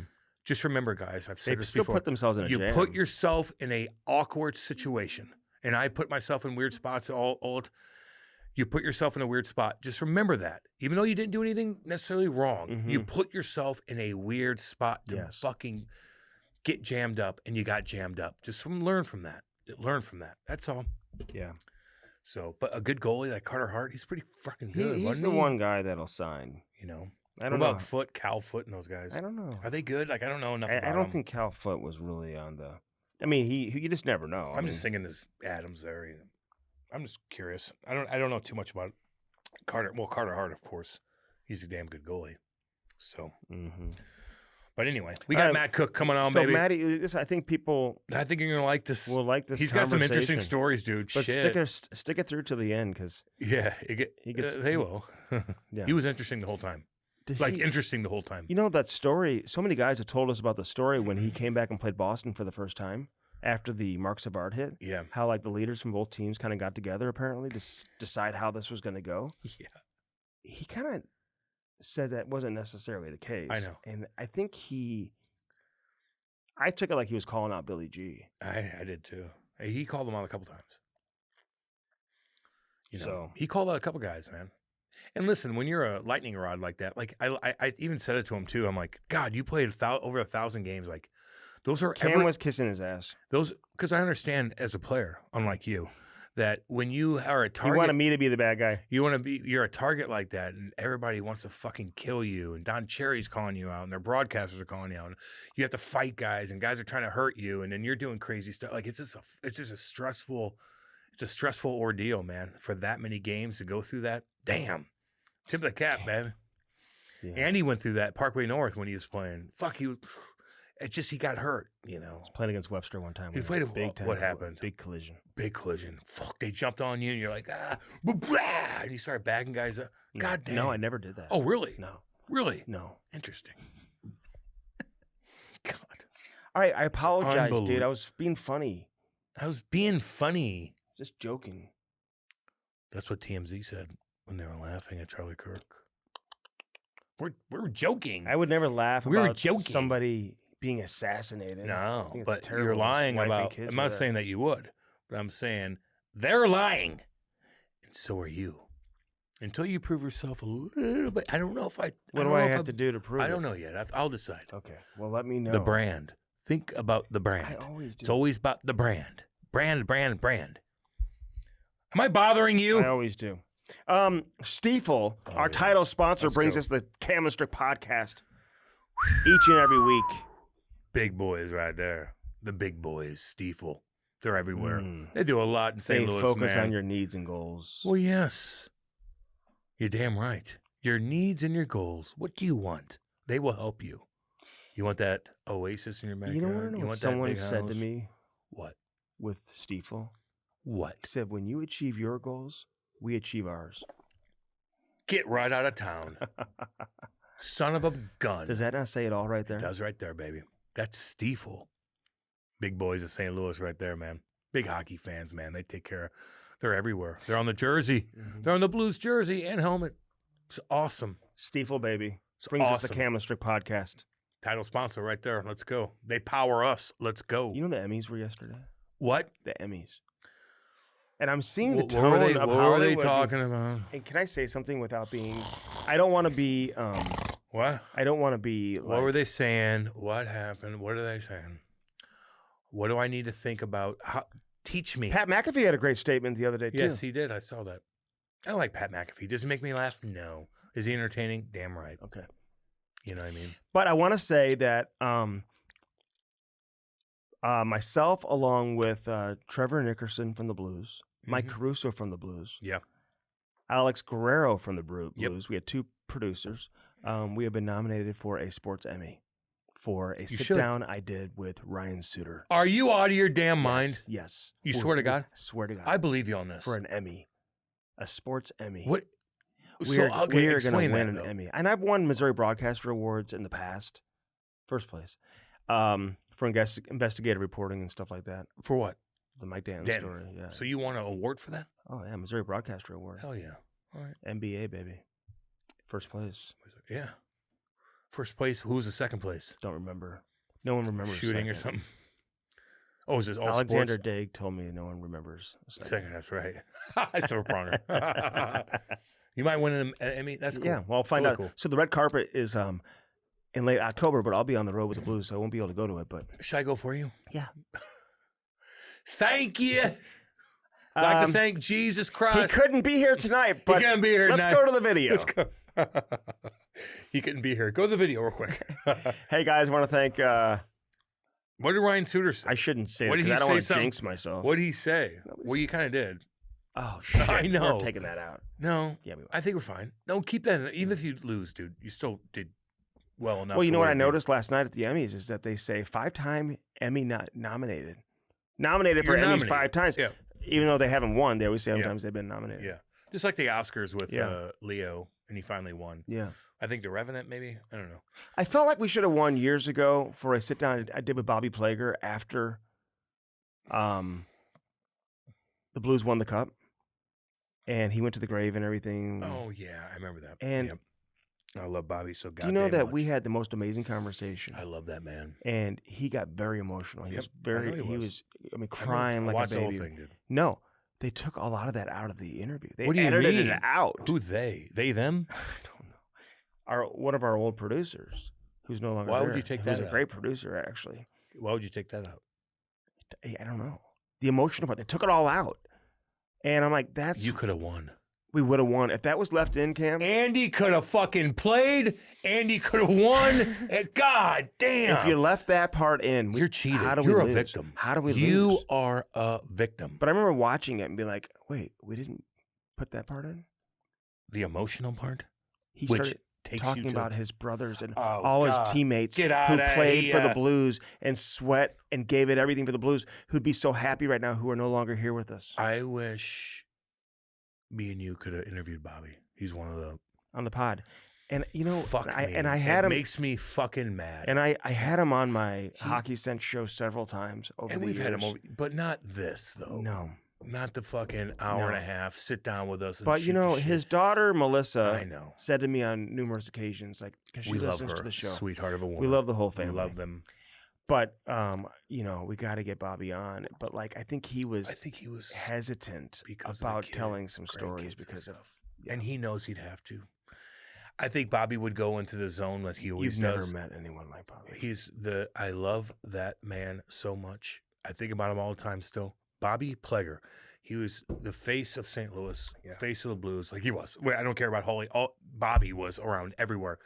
And the shit that he would say and the stories and the shit that he's been through, I feel like if we sat him down for an hour and a half, he would say everything because that's what he does. Yeah. And he might have got jammed up, and maybe the kids might have, or the grandkids might have listened when they're little. And a lot of our listeners outside of St. Louis aren't very familiar or may not have been familiar. I but- think it but would have. you But would this was enjoy for the the St. Sorry, but conversation. yeah, you would have. And this is, and so what though? This is for St. Louis people. Yeah. Then Yeah. you know, Oh, yeah. we got to take And care of anybody them too. who's really in No tune shit. with the history It's of like the when league, we have guys on from. but anybody who's in tune with the history of the league Yes, is familiar with the Plager Sure. name. exactly. You know? So Anyway, all right, firstform.com/Cam and Strick. Use our link and use it today and get one of these bad boys. See these right here? I'm wearing a First Form shirt today. good for you. So what are do you you. think this is, baby? What color is this? Kate's color. Sorry, actually, anybody. What's can that wear mean? It just What does means that mean? it's for everyone. That But you color, said it's Kate's. What does that mean? That color is for Is this a everyone. woman's shirt? Could be. Aren't we the same? No. But when you go to Creve Coeur Rag Club, aren't we men and women the same? No. Really? Two Get restrooms. right out of Two town. restrooms. Do they have one? Two. Do they let men go in there or no? Because we're equal. To where? Women's bathrooms and stuff like that. No. Oh. Absolutely not. Oh. Absolutely not. No doubt. Meat sticks, protein, fruits and greens. The greens, man. I crush those in the morning. Um, Let's go. Magnesium. Makes at night makes me feel goddamn good. I got fucking energy, baby. Collagen.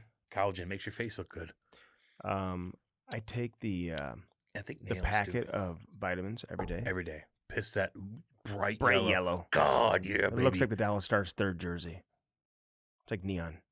Yeah. I'm just telling you. All right. I'm just saying, you know that's the fucking, it's Yeah. flushing your system. Firstform.com/Cam and Strick. Use our link. Somebody sent us a picture recently. I wish I had the name in front of me who showed us their order, dude. I love that, man. Yeah. Show us your order, and thanks for supporting everything we do. We love you guys. Blue Note Roofing, you see it right behind me. 314-920-5713. 1-3. I'd like to announce to everybody, because I got a lot of messages about it last week. People were asking, who did you pick as your survivor in week 1? Washington. And in week 2, I won my survivor. Again, I picked Baltimore, so I'm 2-0. No one gives a fuck.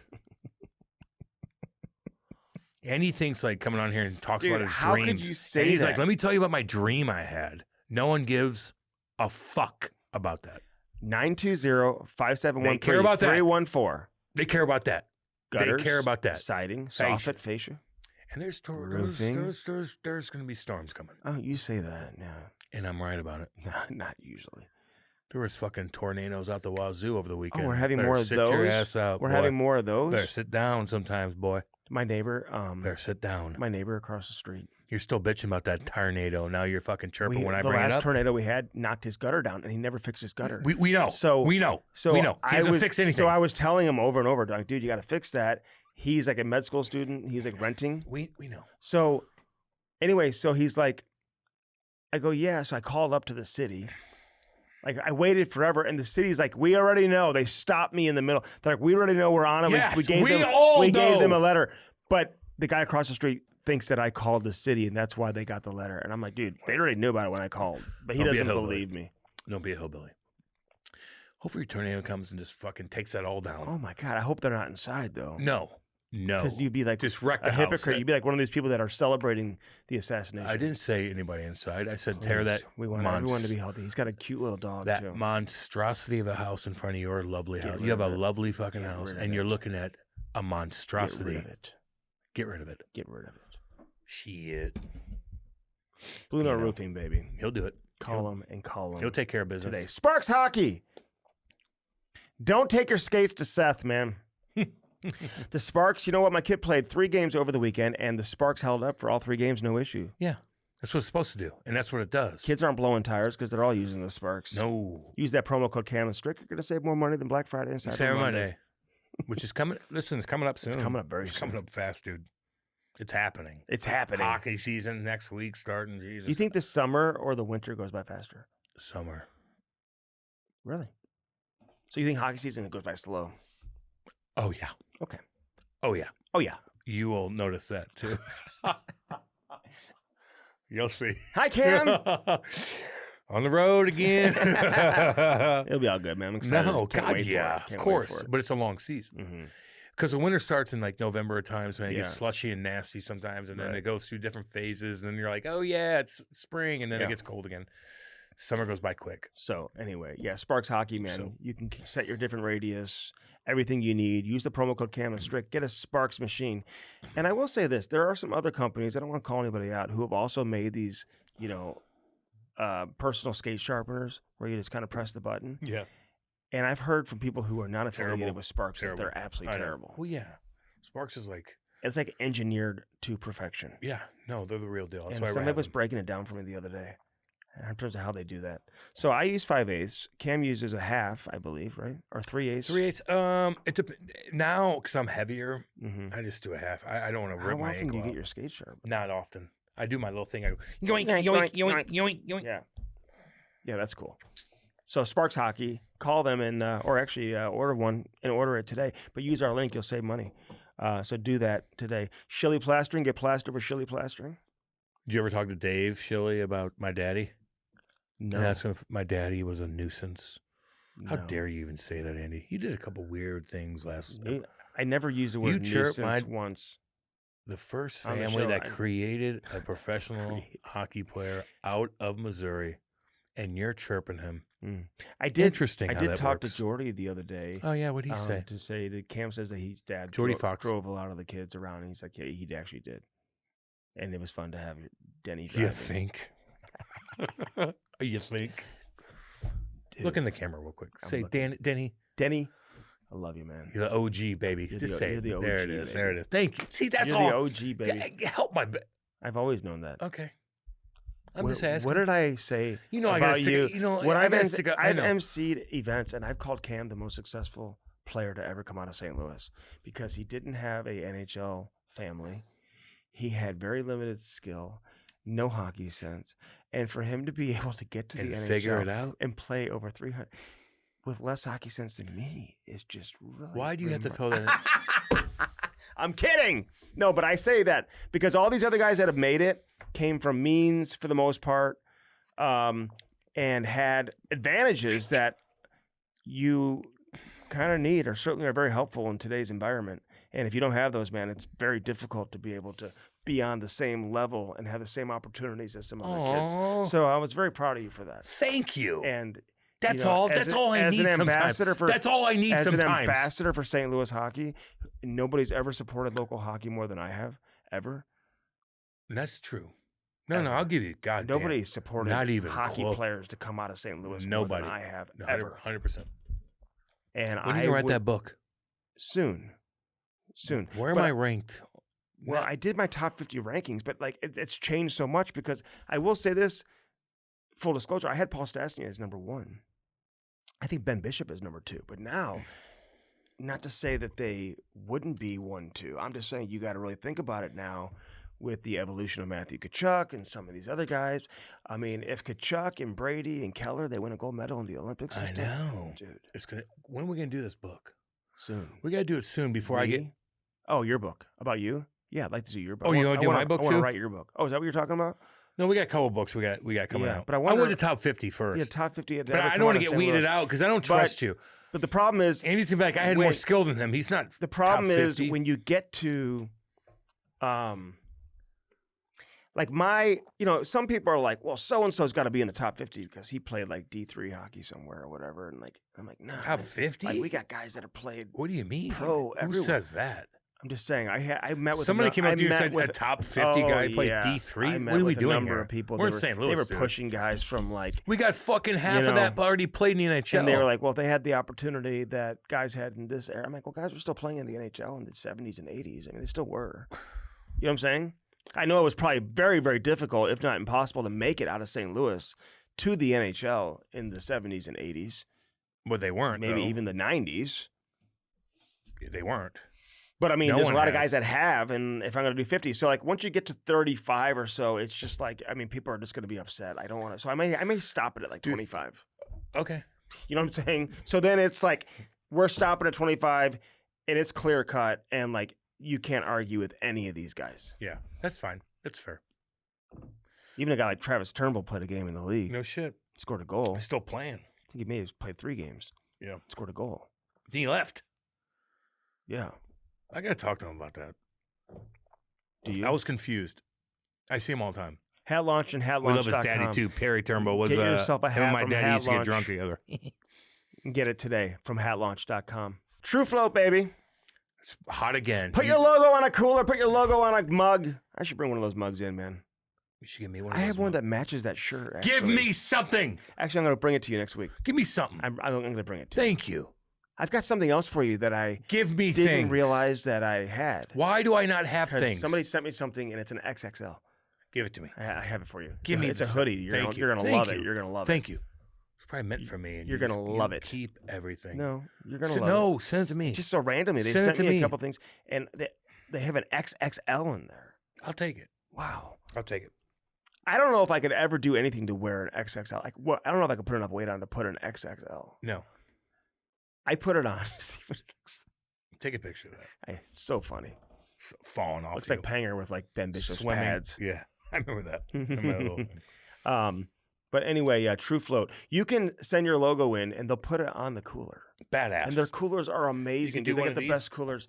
And Logos. right now, they are having a raffle where you can win a Cam and Strick cooler. Go to their Instagram. Can I win it so I can have one? I don't know if you're eligible, Okay. but I'm eligible for a How about you give me one? for a set of golf clubs. Though, did you see that?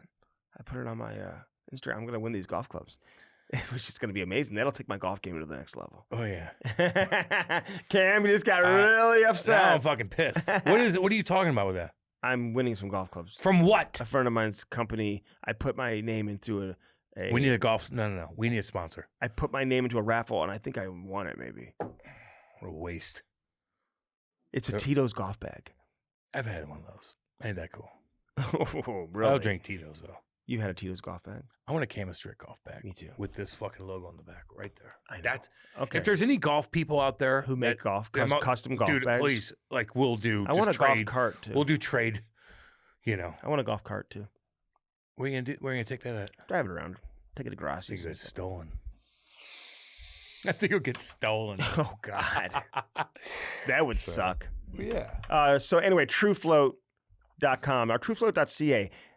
Out of Edmonton, Cam. Shit kicking, baby. So if you were to compare True Float versus True Float's badass. Yeti? They're shit kicking. Yeti's a bunch of pussies. That's overpriced. So True Float, better than Yeti. Mark it down. all right, let's get to the interview, baby. Maddie Cooke Let's go. on the Cam and Strick podcast, baby. Love you guys. The Cam and Strick podcast is brought to you by First Form, baby. Use our link and do it today. www.firstform.com/Cam and Strick. Get jacked now. They are the real deal. Get that protein, check out the apparel, eat those bars. And drink those energy drinks. Firstforum.com/Cam and Strick. Yeah. Now on to the interview. Hey, so we just hit record and we just go, man. So, thanks for doing this. We appreciate goddamn it. right, man. How much fun you having coaching? Like I know you did it at the pro level, right? In the coast, but now you're coaching junior hockey. So obviously the age difference is there. Are you enjoying it so far with the younger kids? Yeah, I mean, I'm really just getting my feet wet. I got hired late July. I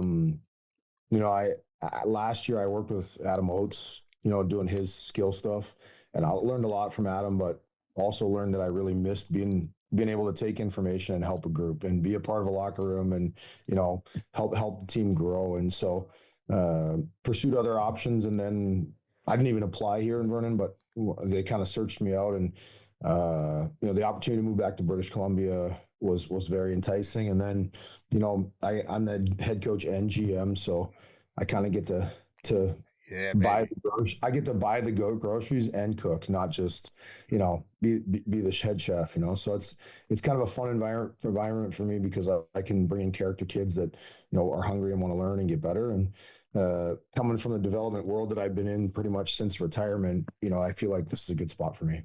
Yeah, man. But when you're the GM, you got to get out there and you got to watch showcases. You got to find these kids. So, I mean, I would imagine you have some scouts that are working for you, but like, are you watching video? You trying to get out and watch some of these midget AAA games? Like, what are you doing? Yeah, Find them. Right now I'm trying to put a team together because we didn't have very many returners with kind of the way things finished here last year. Mm-hmm. A lot of kids left, chose to leave and go other places. And so we kind of had to scramble. I hired Ryan Hallwig as my assistant coach. So a bit of a tough bench on this side, but Holly was an associate head coach in Langley last year in our league. So he has a lot of knowledge. He's got a lot of connections, and he's just been a huge asset for me as we get going. And I think eventually we'll be in a position where, I will have to travel and go to these tournaments. Instat Huddle is a huge resource to be able to watch a lot of kids. So you watch a lot of video. And I think as time goes on, I kind of learn context. In July when I got hired and I'm inviting kids to camp, like I had no idea, like what is the level? What does the context look like? And then, I have all these 07s and 08s, and I think I will go young and then play an exhibition game, and that doesn't go so well. So we've been kind of adjusting on the fly and finding our groove here. Scotty Gomez was in Surrey last year. Who was his assistant that he had with him? Mike Motto. Yeah, Mike Motto. Yeah, Mikey. Yeah, they're both in Chicago now with the Steel. Now they're in the USHL. Yeah, Are you losing players to the CHL and stuff like that? Like, was that happening or no?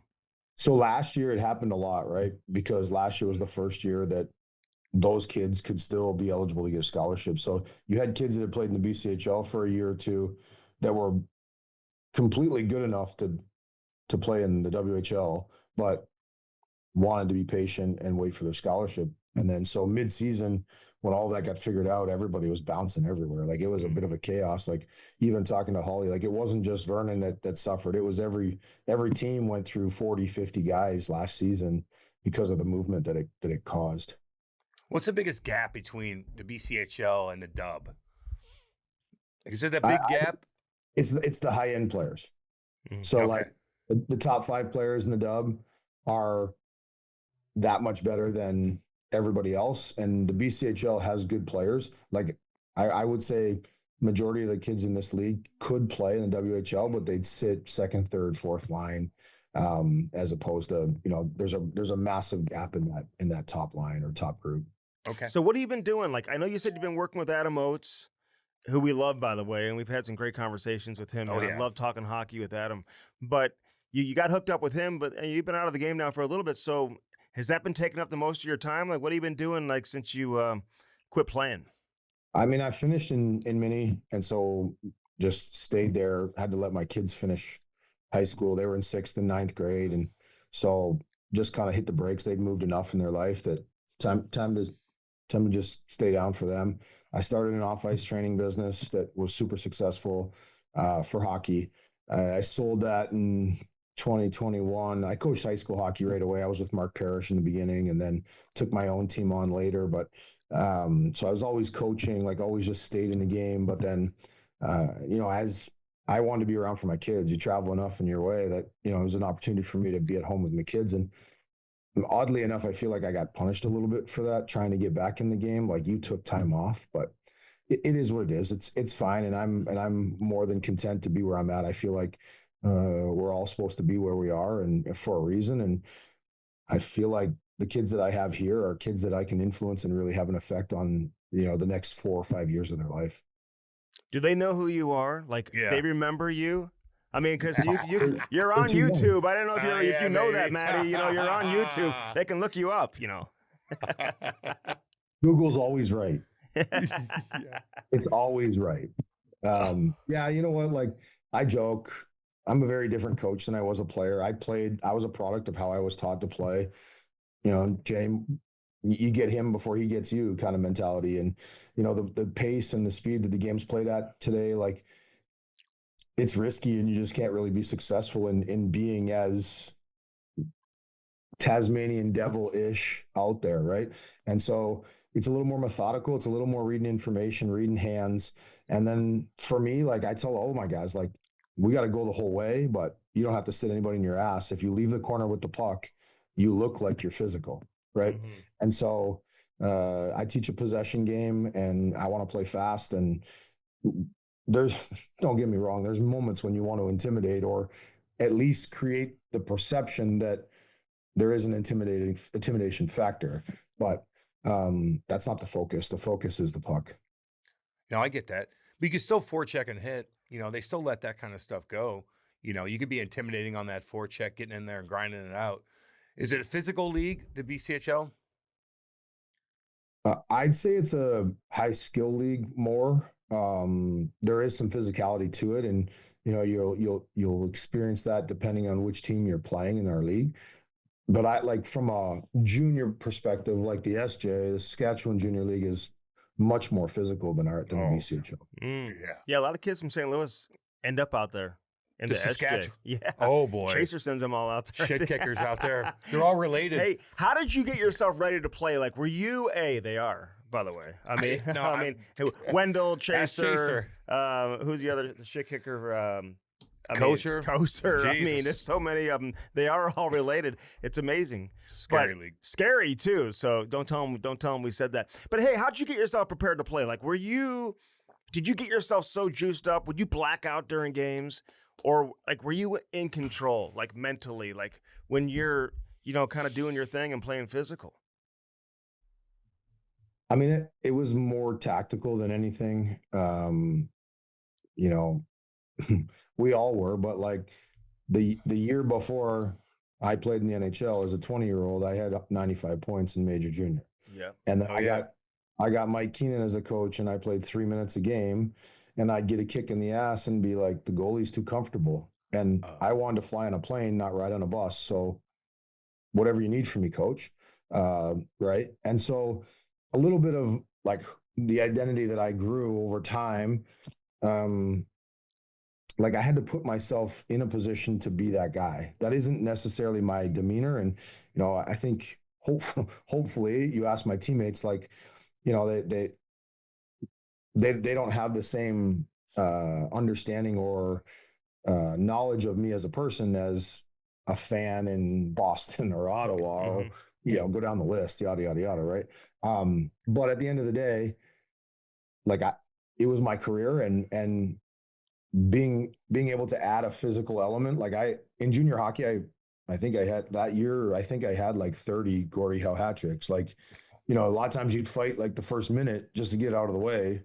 And then, I'm also the guy, first line center, expected to put up points. So, you know, I love getting a big hit, even as a little kid. Like, you know, that was, you know, one of the as fun as scoring a goal for me when I was little. And then how do you insert that into, you know, your NHL career? And I had coaches that like there was like Mark Crawford kind of forbid me to fight. Like, he was like, the moment you fight, I'm not that big. Like, I'm 5'10". I played at 205. Like, you know, I'm sitting there, and George Larocque's coming after me, or, you know, and like Mark Crawford's like, the moment you fight, everything's gone, because A, you get beat up, and then B, like all of their frustration of desire to get after you is gone because you've answered the bell. He's like, when you don't fight, LaRock gets rattled, then 4 more guys get rattled. And by midway through the second period, the whole team's worried about you instead of worried about playing. And we can take advantage of that. So like there'd be moments early in my career where he'd be like, and I'd be like, I'd be frustrated because like I'm putting a bullseye on my back for 9 guys. So like I can't even skate around, because I don't even have to have the puck. Matt Johnson's going to come and concuss me like he did in Montreal, or I mean in Minnesota. But when I was nowhere near the puck, so there's a bullseye on me, so I have to be alert and aware where are my surroundings all the time, which isn't a comfortable feeling, right? Because the guy that's coming after me is not my size, right? But sometimes I want to fight just to be like, get rid of it. Like let me just play the game for the next 40 minutes, But he threatened to send me to the minors, or if I fought. So like there was a period of time when like, I did what the coach asked. No, What I a get it. stressful life. Think about that though. Like it's so every set you got to get the damn puck out of the zone, but Matt Johnson's coming. He might hit you from behind too. He might elbow you in the face. Like it's fucking stressful. Swear to God, I hit him in Minnesota. He hit his head on the glass and had a concussion. The next time we went to Minnesota, we were in a set breakout, and as the center, I swung deep in the corner, and I turned around the bottom of the circle, and I got to the hash marks, and he laid me out. The puck was still behind our net, and he concussed me. Like he got suspended 2 games for interference, but like that's the stuff I'm talking about. Like you have to be aware. To play that role, like I had to have my head on a swivel at all times. Go ahead. Do you believe in having an alter ego? Did you have one? Like Pronger and these guys talk about having an alter ego. Like, did you turn into something else on the ice? I think I had to make myself committed to the way I knew I had to play. Like I wasn't someone else, but like you really have to have this eat or be eaten mentality. Yeah. And so like the longevity of my career, the success of me staying in the NHL was more important than, what someone said about me or thought about me, because at the end of the day, they didn't know me personally. They only just attacked the player, and the player is the only reason why I had the career. So it's not an alter ego. It's just a commitment to doing whatever it takes to be successful. Hey, was Keenan like, okay, Cookie, Brash is right here. He's going to take care of fucking business. Go do your thing. We need a spark. And by the way, did you draw a lot of penalties too? And he would he would deny it because like everything he's done in his career, he says he didn't do. We've had him on a couple times. Yeah. I never did that. Mike never said that. Brash told me that. He'd be like, hey, Cookie, whatever happens, just keep backing up. I'm coming. Okay. So Brash was that great teammate for me. Although, I'd have probably 30 more points if he could score. But, you're setting I him can't up, chirp. right? So, I can't chirp. But yeah. Like you can't chirp. I mean, he was a great teammate. And I enjoyed having him on my line. But man, oh man, it got to the point where you didn't want to give it to him because he wasn't going to go in the net. But we try to get him on. Like, tell us about him. Like, he's kind of like, he doesn't talk. I don't know what he's doing right now. He's playing senior men's league hockey. He's fucking fighting guys at 50 years old. I heard he's working at Tim Hortons or something like that. Like, have you heard anything about him? And how was he as a teammate? So 2 years ago, I tried when I was coaching the Coast. We got pushed around one game, and his video of him fighting was up there in that senior league. So Toronto kiboshed it, but like I was going to bring him in for a game, for a Coast game, and have him play, but it never happened. So I mean, I know that it's been tough. He's gone through his ups and downs post NHL career, obviously, and it's you worry about a guy like that, right? So what do you mean Toronto kiboshed it? Like the league, like the commissioner? No, I coached for Newfoundland, and it was Toronto's East Coast farm team. So management in Toronto was like, okay, maybe a little like I was being unreasonable by thinking that was a viable option. Yeah, no, I got you. I didn't put the 2 and 2 together that was their affiliate in the Coast. Like, let alone the no. NHL team even like paying attention to see who you're bringing in Yeah, and who you're not to bringing stick in up for your on the East teammates Coast that team. might you Well, know, make their way hold up.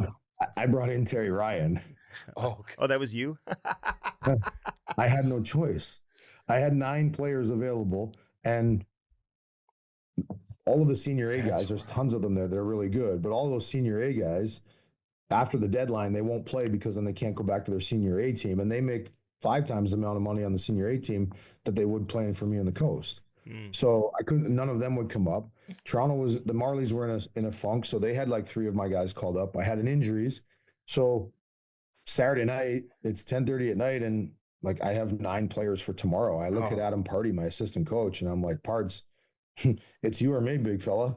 And he looks down at 3:15 and he like, well, sure as hell ain't me. And I was like, well, it's not going to end well if it's me, you know? And so we just started doing the math, and Lawrence Gilman, an executive for Toronto, was in the room, and we were just, you know, we knew we were in financial trouble. And so Terry's name came up. We all thought it would be a good idea, like it would sell tickets and it would be a big story. And it turned out to be a great story. And Terry killed the post game interview. Like he got asked one question and spoke for 13 minutes Of course. I remember.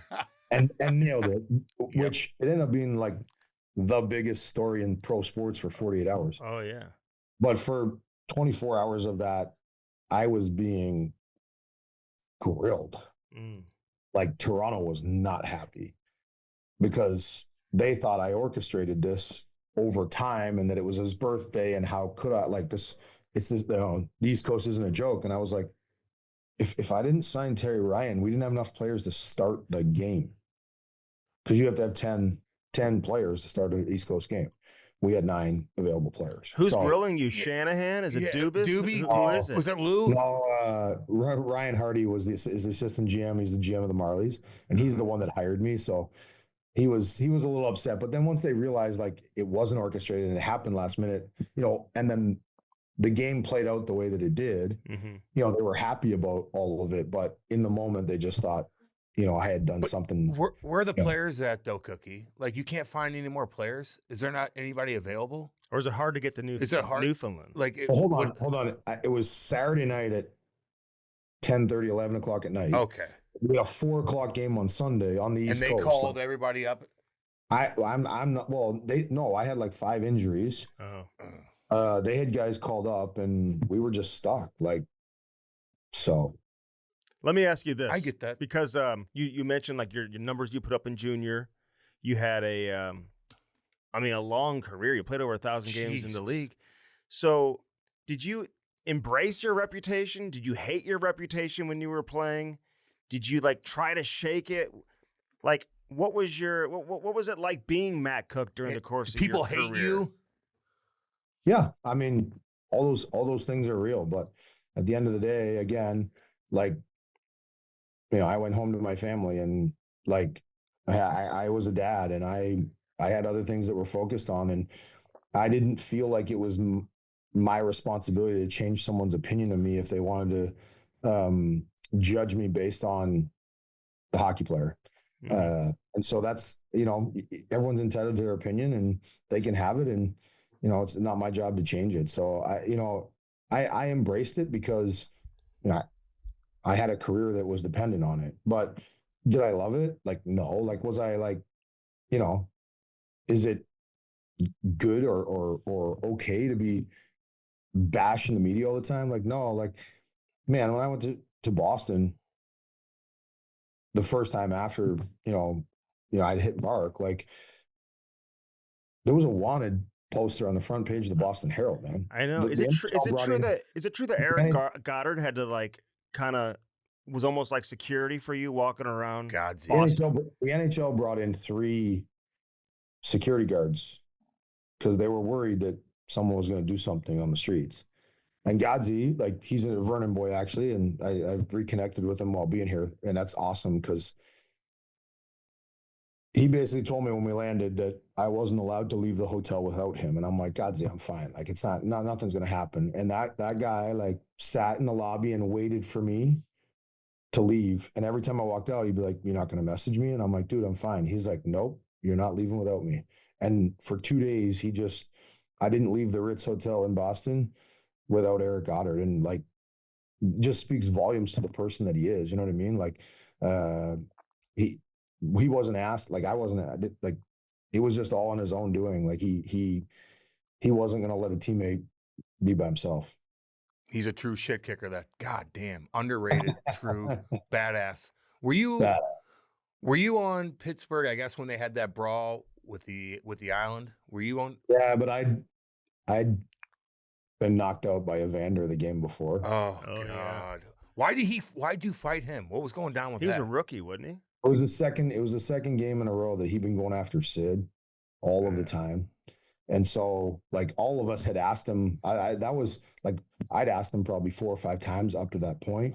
And then he just hit him again. And I went and cross-checked him and he dropped his gloves. And I was like, oh, we're doing this. And I had a really terrible grab, Nice. right, middle chest. And he had longer arms than I did. And I have, there's a photo there somewhere. Like my fist is like an inch from his nose and he's hitting me, behind the ear and got me good. And then for 2 years, I tried to have another one and he wouldn't fight me again. Really? Did you know he was tough though? Did you know because he was young? I had no idea. Oh yeah. Okay. I had no idea. I mean, he was young. I hadn't like done my homework. I just was like, that's our captain. Like you don't do that, So it happens. I say to everybody, you fight enough times, it's going to happen. It's going to get you, man. You're going to get got. Do you think you were a dirty player? Like, do you consider yourself dirty? Like, people look at you, they look at Rafi Torres, some of these other guys. Like, do you belong in that category? And how would you like answer that if someone said, "Are you dirty? Are you a dirty hockey player?" Well, I'll flip it back to you. I had over 4,000 hits in my career, and I was suspended 6 times. Is that dirty? Let me ask you this. You only good got percentage. suspended once in like 9 years in Vancouver, I believe, right? You were there for a long time. So what changed when you left Vancouver from the first night? You were an established NHL player when you left Vancouver. I remember those games, man, against St. Louis and some of these playoff series and whatnot. Like, you didn't have the same reputation there. So what changed when you left Vancouver, even though everyone knew you were a physical player? I did have that reputation, but I think that, what happened over time is the game got faster. And so the ability to just be reckless led late 90s, mid 90s, there was a couple hit from behinds in major junior that led to broken necks. And so we then put stop signs on kids' jerseys. Instead of teaching kids how to protect themselves properly or teaching the game the right way, we just slap stop signs on the back of jerseys and think that that's the solution. Right. Well, now you tell a kid that when his back's turned, he's safe, right? So we bring in this new generation of player that every time someone gets close to them, they turn their back and they think they're safe, right? So I just think that there's been so much gain, the game transitioned so much, and then the responsibility has totally fallen off the puck carrier, and the responsibility is 100% on the hitter, which I actually don't necessarily agree with either. So I just think that the speed of the game and the way that, over the course from I would even say from 05 to then 2000, like after that lockout, when they took away, all obstruction and that was clutching, baby. It was like a license to kill, because I could ski full speed to the end boards and just, run into a guy. Whereas in previous years, Chris Pronger's putting his stick on my waist and he's water skiing from the blue line in, and there's no way I'm ever going to create pressure. Right. So the game just changed. And this is where in Pittsburgh, I actually did 30 to 40 hours of video with Dan Balisma trying to I went a year going by, I'm trying to change, but I didn't actually change. And when it wasn't until the McDonough hit that I realized my initial instinct is what's getting me in trouble. It's not I take 3 hard strides and now that guy's in a bad spot and I'm trying to slow down, which is then putting me at risk. So I needed to process that attack or that angle differently than I'd ever done before. So, and this is a little bit where I learned how, the coaching style is the forehand to the middle of the ice or to the outside of the ice? Because that matters. Because if forehand's to the middle of the ice, when you hit them, they're going to open up against the boards. But if backhand's to the middle of the ice, if you miss him at all on the shoulder, he's turning headfirst into the boards. So like there's just all of this information you have to start to read when you're trying to be physical to guarantee success. And then I think in today's world with the speed, like, straight on head on like body checks, which back in the day were great, like happened all the time. You can't do them anymore because guys want to get out of the way. Guys have been taught to get out of the way as opposed to absorb a hit. And so I just think like I did video, I watched like Ryan Callahan and guys that were physical that weren't my video. And I was shocked at like a millisecond or a split second different how gross the result of a hit would be. And that isn't somebody that's dirty. That's someone that's trying to play hockey. I go back to like, there was a time when guys used their sticks as weapons. To me, that's dirty. Mm-hmm. All of my suspensions were me trying to make a hockey play in a body check. And did it go wrong? Yes. And am I in the wrong? Yes. But I was trying to make a hockey play in a body check, not trying to hurt a guy. Some of your worst plays, though, you didn't even get penalized for or suspended. You know what I mean?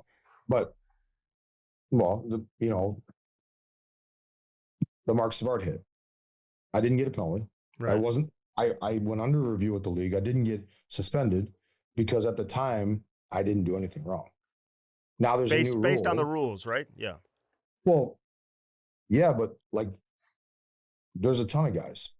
Scott Stevens, like there's a ton of guys that was the game. Like the fact that we've forgotten where the game was in the 80s and the early 90s and how physical it was. Like, yeah, I'm not the only one that this was the case, but if people want to give me the title of like dirtiest player ever, then that's something that I have to wear. You just played a long time, man. I was doing the same thing. Those goddamn back check hits where no one's holding you up, then they dump it in and you come across and rock them. Like I was doing that too. I got dinged a bunch of times. You're like, okay, I won't do this anymore. Like, remember the hits coming around the net? Coming around the net. Like Dallas Drake would line guys up, their left head and down. right, coming around the net. I mean, I dream of those. Cromwell coming down, getting horse, and because he turned his back, it wasn't dirty, but like that was dirty as half the time the winger didn't even have the puck. Yep. Right? But that was okay because he turned his back and he hit him with his back, right? Like it's very arbitrary in my opinion. Like, and when you really look at it, like, and that's why I tossed the numbers. Like I had over 4,000 hits in my career. mm-hmm. Like I wasn't suspended for 1% of them. Like, so does that make me dirty or is that just, I accepted a role.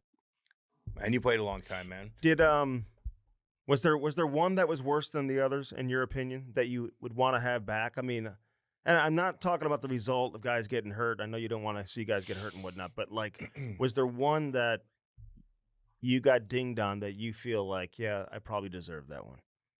Yeah, I mean, I hit Feder Tootin in Pittsburgh, and he stared. I was on the forecheck, and he stared me in the eyes. At the last second, he turned around, and it's the only time that I was like, "Fuck you, man!" Like, and I buried him, and after instantly felt like a piece of shit. Mm-hmm. Like I felt guilty as hell, and because that thought went through my mind, but I was like, I'm coming. You look me right in the eyes, and then you choose to turn your back. But like that's one that if that thought process was in my head every time I hit, like I would classify myself as a dirty hockey player. Did you step on Carlson on purpose? Or no? Come on. Really? You have to ask me? Really? I'm asking. Andy, what's wrong with you? Watch this. Do you know what it's like to be an athlete? So like, okay, so listen. So tell me, some.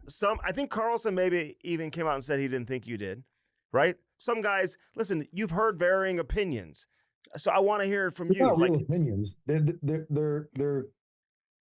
trying to take who they think of me as a hockey player, and then say that I'm doing it intentionally. But like, and here's what I would tell you. Mm-hmm. Erik Karlsson two-handed me in the back of the leg earlier in that game. Okay. And so he's going back to get a puck on the power play. And I know he doesn't think I'm going to hit him. And so I see this as an opportunity to get some skin on a guy that doesn't like to get hit. And the moment I get to him, he tries to spin away, Right. which lifted, I got enough of him to stop him, but it lifted my left side up. And when it came down, my leg literally went right on the backside of his tendon guard, but I didn't even know what happened. Like my head's looking the other way. So like it's not even, it's absolutely asinine that anyone could even remotely think that you could do that intentionally.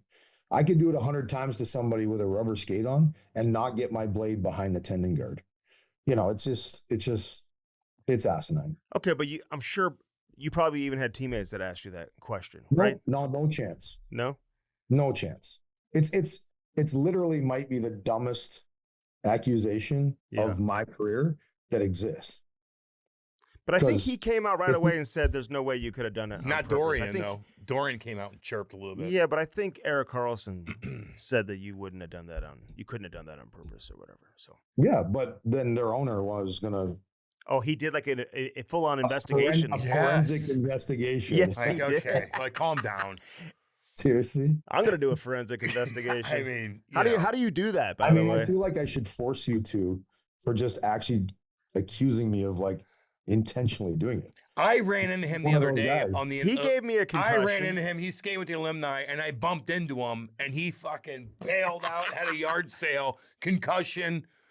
So like that's sometimes you tap a guy and they get hurt, but a lot of times too, man, these guys see you coming, and like even the Ovi one, where I had this too, where they see you at the last second, and instead of just taking it and going shoulder to shoulder, they try to get out of the way, and you're like, God, and so you're in that weird zone where you hit knee to knee.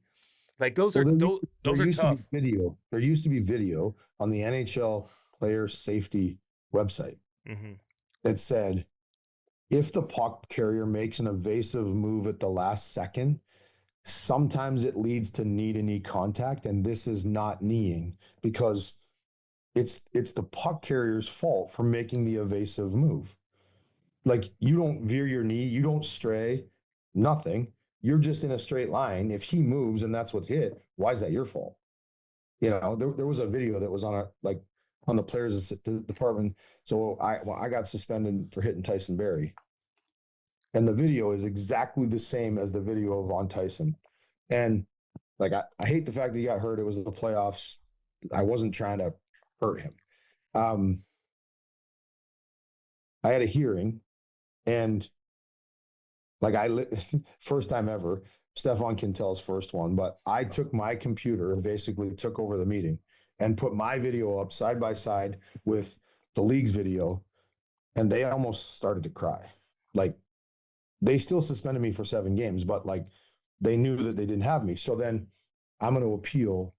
And because we were playing Colorado in the playoffs, I got asked not to appeal because the Wild didn't want the Avalanche to get any motivation out of me getting out of a suspension. So they're like, we'll beat Colorado. You'll come back and play in second round type thing. So I didn't appeal. Well, I found out 2 days later through the beat writer in Minnesota that he'd talked to Bill Daly, and Bill Daly couldn't believe that I didn't appeal because if there was ever a case for no suspension, it was my presentation. But you know why you got 7 games, right? They gave you 7 because your last name was Cooke. That's probably why they gave you 7. Your prior history, and then it's Cooke doing it. You got Don Cherry going crazy, right? Don. He's always right. But you would think he'd like you though. But he broke down that play. I'm curious your response to this because he broke down the hit. Yeah. He's like saying you came from distance, like it was like premeditated. I did come from distance, and it's my job in neutral zone forecheck as the defenseman's trying to come get the red line to stop him from getting the red line. So I have to close space. Well, you get close, you're going to protect yourself. And I put my shoulder out, never veered my knee, and Barry goes straight right. You know, what hits are like my knee and his knee. And I'm pretty sure my lower half is a little more wherewithal than his. And so it didn't end well. But the thing is like the league suspended me for that because I was a repeat offender. And they, even though it was wrong, like they know that like they had video that basically was identical to the video I showed of a hitter not veering away, the puck carrier dodging at the last second, and the only thing left to hit his knees. And their video says this is not kneeing.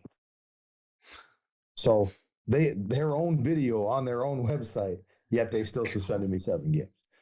Jesus. Hey, I felt like in that press conference, like you really, like you were like, I'm a change player. Like you made a conscious effort to change. You talked about it earlier in our conversation here, watching video with Dan Bilesma.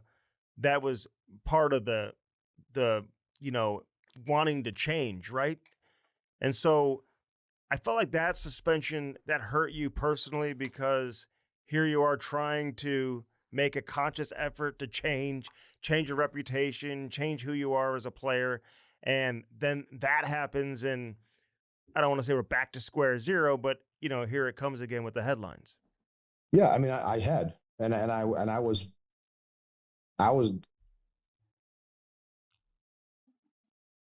what's the right word? Because you scored 19 goals, right, that year? Or was it the year before that? Sometime around The that year time. before that in Pittsburgh, I had 19. Yeah. This was my first year in Minnesota. Gotcha. But like, it just, I don't know. It's frustrating when you put the work in, you're doing the right thing, and you're abiding by the rules, and it's still like the contact leads to an injury, and they suspend on the injury, right? Like, I think that's one of the worst things that surrounds our game right now is that, like, suspend on intent, don't suspend on injury. On the right? result, Because there's a lot of really awful things that happen with intent that don't lead to a bad result that get a $4,000 slap on the wrist. Mm-hmm. Like, to me, like, intent is worse than injury, in my opinion, because eventually it's going to catch up to you. How much coin have you spent on fines and suspensions, you think, throughout your career? Did you add it all up? I know it's depressing. I don't mean to make it. I'm just curious. I got dinged too. It is what it is. And you made more money than I did. So probably even up at the end. But do you have an idea? I do. Under $1 million? Yes. Over 5? No. Okay. Okay. I was going to say All right. 230. Okay. Yeah. Closer to the next 100. About 350. Somewhere around there. All right. 3 to 350. Yeah. They got a big thing. Well, it goes to a good cause anyway. If you really it goes to our retired players that are No in need, shit. right? So, Yeah. And they're doing good Oh, things. I was doing yeah. So the I get it. The Savard hit, we all know what it is and the result and whatnot. So then what's the story with the leaders from both teams getting together before the next game? You knew you were going to have to fight. Right. You hop over the boards and fight Sean Thornton. Like, Goddamn walk us right. through that whole situation.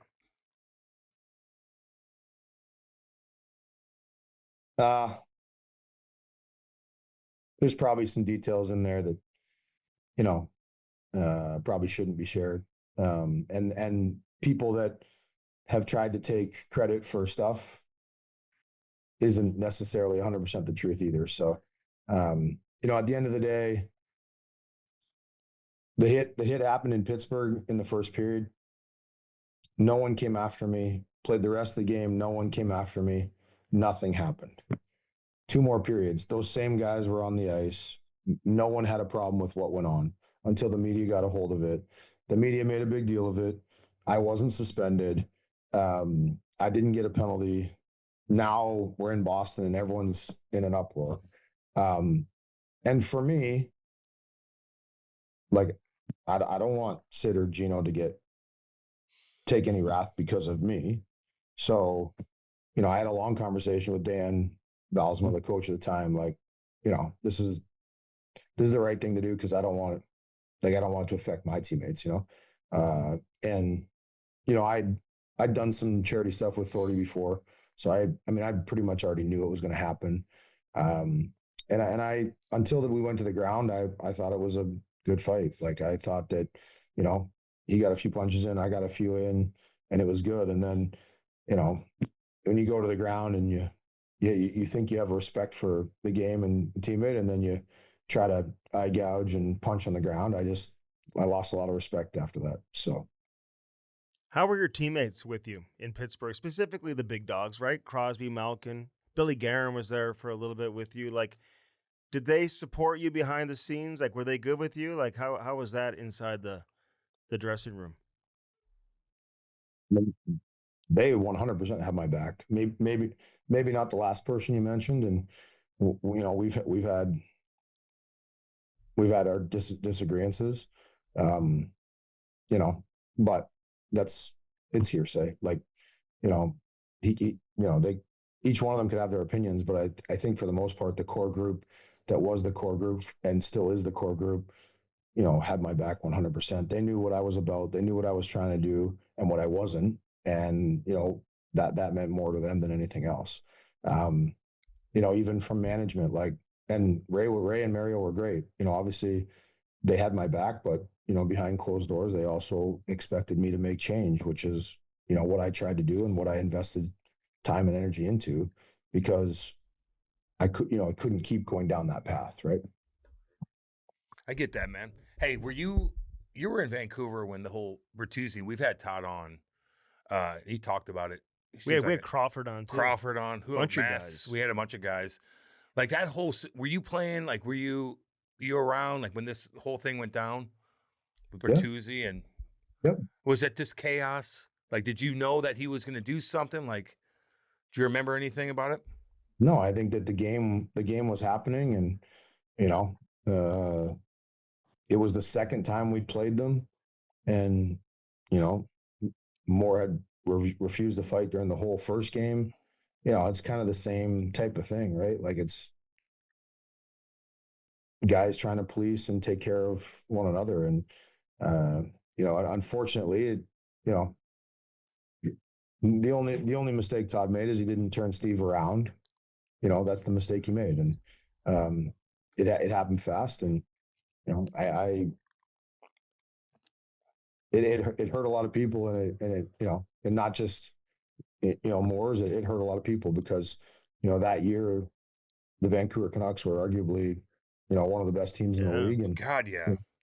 You know, we lost to Calgary in Game 7, and Calgary ends up losing to Tampa in the final. But I feel like that's a year that, you know, we were positioned and primed to take a run at the Cup. No doubt. No doubt you were. Okay, so you had your run in with Cherry. Like, were you like looking for him? Were you hoping to run into him one day because he was going after you so hard? So when you saw him in the tunnel, were you like, okay, here's my chance I'm going to confront this guy? He words it differently. Yeah. And he's gone public and said he searched me out. I mean, if we're going to call a spade, he called me out for a collision I had with Eric Cole in Game 2 in Pittsburgh, and kind of just attacked me personally. And so, you know, it's one thing to say something about me as a player, but when you start, you know, attacking me personally, that's when I got offended. So we're in Carolina. Him and Ron McLean are up watching practice, and Carolina's practice, and I try to walk up the stands to go talk to them, and they walk off and run away like little schoolgirls. And so after the next game, I'm talking to a buddy on the way out to the bus, and my buddy's like, "Oh, and he thought it was super cool. He's like, "Oh, there's Don Cherry." I didn't even say anything. I just turned around and I went right in his face, and I was like, I probably said some things I shouldn't have said. But I basically said, the next time you want to attack me personally, do it to my face, not behind a camera. And he was like,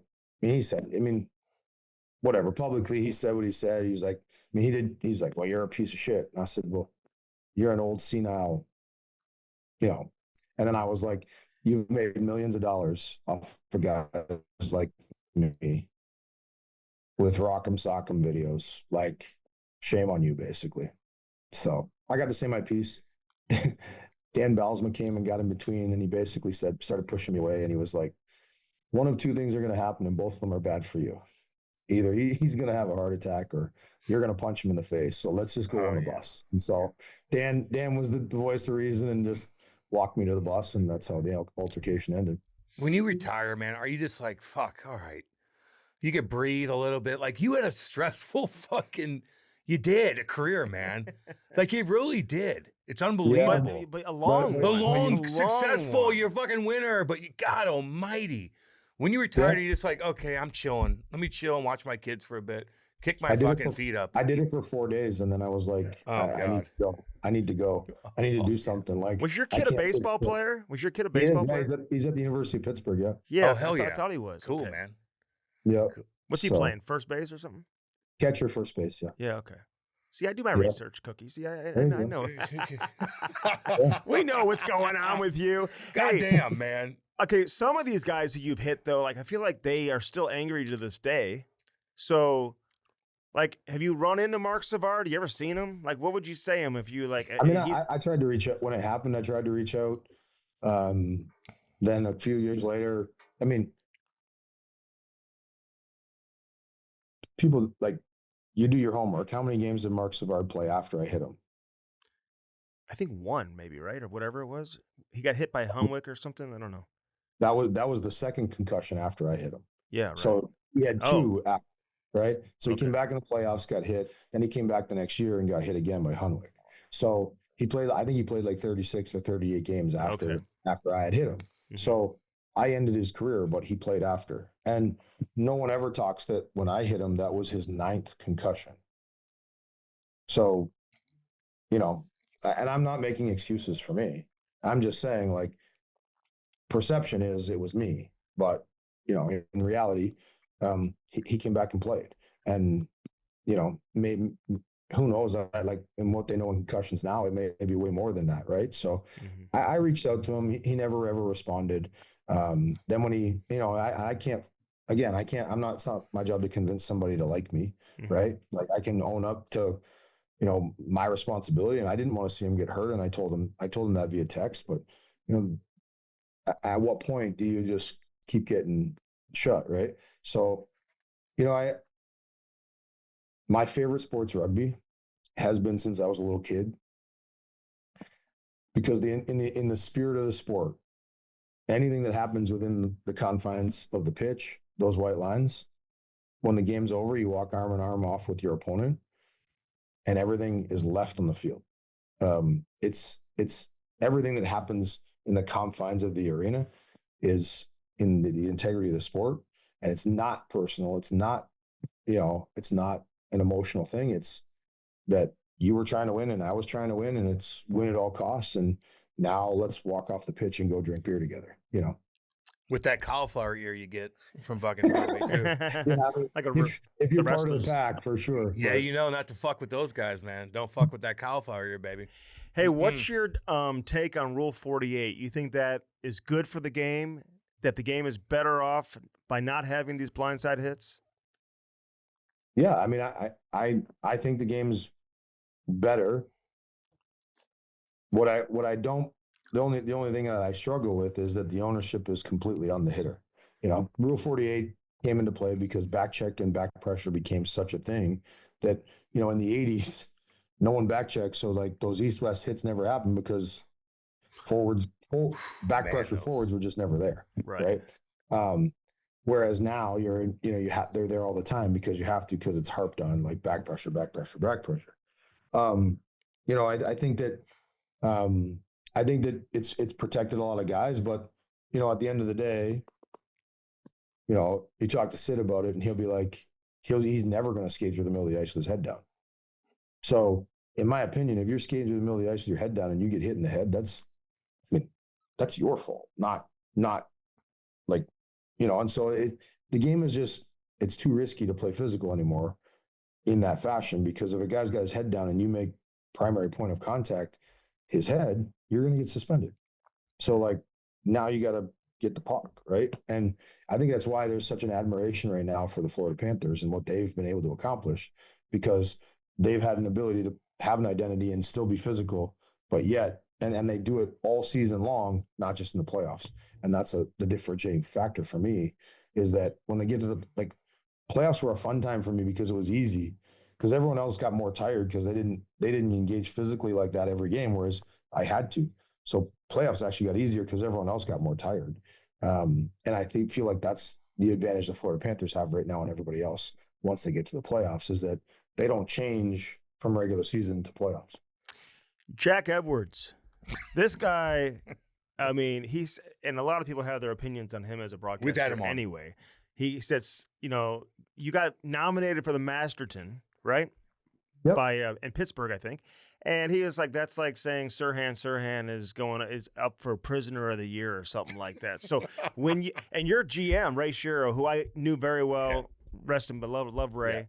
Yeah. He had your back. I think he confronted Jack about it. When did you hear Well, about it? He walked right up to the Up to the booth. Yeah, he did. Did you ever get face to face with Jack Edwards? And when you heard that, were you like, whatever, brush your shoulders off, or were you like, this is crossing the line? Like, how did you react to it? I guess that's where I'm different than everybody else. Like, I really don't care. Like, that's fair. Like, oh yeah, you can't hurt me if I don't allow you to hurt me. Mm-hmm. I control my emotions, and like, say whatever you want. It only looks bad on you. It doesn't look bad on me. Like, that looked way worse on him than it ever was gonna on me. And the fact that he made that choice spoke to who he is and the character that he has, right? So, I mean, I was thankful to Ray for defending me, but like, to me, again, I think it's a completely offside comment that should never be brought into the realm of a hockey game. Well, you're not the only one. He called to Patty a fat Maroon. ass too, Yeah, something like, go eat another pizza or something like which that. is still funny too. It's just all stupid. Like it's so goofy, man. It really is. Yeah. But I had to look up who Sirhan was. I wasn't even sure who Sirhan was. Dictator? I know. Well, now I do, but I wasn't sure at the You need to learn a lot of things. Well, Andy. when he said that, I wasn't sure at the time. So you doing good, man? Everything good? You excited about the year? Like, what's your day-to-day life look like right now, man? You just getting up? Are you working out? Are you golfing? Are you skating? He's like, coaching. I know, but you have any time for anything? Like, what are you doing? So, I mean, oddly enough, like in Minnesota when I was living there, there's a lot of really strong like hockey groups. So I did skate a lot when I was there. And this past year, I did a lot of those NHL Pro-Ams things with the alumni, which was super cool to get to see other guys and hang out and kind of feel normal for a weekend, Yeah. There's huge value in that. And I know that St. Louis has a very strong alumni group. And like, I think a lot of guys that aren't in St. Louis are jealous of, the facility and opportunity that you guys have there to be together and to be around each other all the time. Because I think players underestimate the value of being around our peers, right? And so that was super helpful for me. But then my daily right now is like I'm at the rink at 7-ish usually. I haven't gotten into a routine of being in the gym. I tell people I don't have enough allergy medication to go into the gym because in later life I've kind of grown an allergy to the workout facility. Shit, man. I have the same Me thing. too. I got sick of working out too, man. I'm fat now. It is what it is. He's 250. 250. Beer drinking son of a bitch. That's what I am. I had to give that up. Yeah, the bloatedness of beer is just. Are you sober? Are you sober, or did you give up just beer? Somewhere in the middle. I get you. Okay. Hey, but I heard you went to Haiti, right? I did. Yeah, when I was in Pittsburgh, we went with Pittsburgh Kids Foundation. How was that? Wow. How was that experience? After the earthquake? Life changing. So Pittsburgh Kids Foundation supports, funds 2 orphanages in Haiti. And so Brad Henderson and his crew every year do a trip. And so Jordan Stahl, Joey Vitale, and myself and our wives went there. And it was, what an experience, like honestly life-changing. And to see how much trouble there is in other parts of the country or other parts of the world that you wouldn't experience in one of our countries. It's a humbling experience. What the wives do the whole time? Was Joey making bread the whole time? With he didn't even have that knowledge yet. Like he was not. He's a fucking bread man now. He's the bread man. Yeah. Joey's a good kid. We love him. I loved him a lot when we played together. Like, yep. I mean, annoying as hell asking me questions as to like where he should go and what he should do and if he did something right on the ice, but he was young. He just wanted to learn, Yeah, I like that. I appreciate that. You want people to ask you questions, man. Where's the favorite place you played? Where's the fact that he actually thought that I knew? The answer? Yeah. Okay. Where was your? I get you, man. Okay, how would you look at your overall NHL experience? It's got to be positive, right? Did you walk away feeling good about your career? I mean, I was a 6th round draft pick. I shouldn't have played 100 games, let alone 1,000. There it is. You know, I lived out a childhood dream, and I did it for a really long time, like way longer than the average career. So, like, it's absolutely a dream. Like, I got a Stanley Cup. I won a World Championships gold. You know, I played World Juniors. Like, life experiences I got through hockey, and you know, to be able to build a career around something I love to do, and I still love it. Like, the rink is my happy place. I'm on the ice every day, and like I'm smiling and I'm happy. It's where I know where to be, and it's um, you know, I look back and obviously there's moments and there was trials, and you know, I know what it feels like to go 29 games without a goal, you know, and that's hard as hell. But and it's only hard because your livelihood depends on it, right? Um, and so like I've lived the ups and downs, and um, you know, battled with, you know, some of the things that you've asked me about are like perception of other people, but I've worked with some amazing therapists and professionals that have helped me navigate kind of my emotions and thoughts and feelings around the game and what it's given me. And you know, I look at my career as something that I'm just fortunate and lucky that I have. Dude, go 75 games without a goal, motherfucker. Then talk to me, okay? Yeah, I don't know if I could go that long. I might have It was done not good. something drastic. I might It have was started not shooting good. right-handed or something. I was getting chirped by everybody for a long time. It wasn't good. Hey, man, if you ever want to play hockey again, come down, and if we have any big tournaments, dude, we'll back some guys up together. But when you're young, you're always taught to like get in the goalie's face and like, you know, so like when you're coaching these kids now, like, I mean, I think you ran DiPietro 3 times in one game or whatever. We had him on. You had a little dust up with Osgood, maybe. You got your skate up high on him. But like, do you encourage your players now? Like you literally have highlighted every negative thing about my career. Like, no, that's not negative. Can you give me any praise, or like do you ever you want to finish again? Seriously. Okay, we got praise. No, my question is, your players now, like, can you encourage them to have that throwback style? The throwback game. Like, do kids still inherently have that? Or Put it this way: I'm not telling a kid on my team the goalie's too comfortable. You know, I'm just not. Like when I went out and ran over top, I went out and ran over top of Billy Ranford, 5-on-5 brawl, and as I'm walking off, I get a tap in the ass. Great job, kid. And I'm like, I thought I was in the NHL, not the East Coast. You know, like because back then the East Coast was a grinding league, but like you just question where you're at. But like I don't. No, I'm not saying that. I'm more detail oriented. I think one of the biggest things about me and my career is I was far more cerebral than anybody would ever give me credit for. And I constantly wanted to get better and improve at something all of the time. And so, you know, I challenge these kids mentally to problem solve and to figure out how to be successful without me giving them the answer. What'd you do with the Stanley Cup? You won the cup. You're a winner. See? Come on, man. That must have hurt. Are you okay? No, come on. Yeah, exactly. Yes, do a fever. I think he's breaking out right now. He did say that he was a better hockey player than me in his prime the other day, and that caught some flack from all the fans. Trust me. I'm sure it did, but like, God, I don't know. I'm gonna have to get like all these wounds licked, I think. No, you won't. No, you won't. Dude, come on. Skin. Come on, no man. shit, you got thick skin. I know you do. What'd you do with the cup? Had a day, you know, like put it in the public for the max time we could, shared it with the people in our community, let my kids do what they wanted with it. Like my son was little at the time. He wanted Tim Hortons Timbits. My daughter, she wanted root beer float out of it. So, you know, we had a big bash at our lake place in Ontario and had like 150 people, and just shared it with our friends and family that supported me along the way, you know.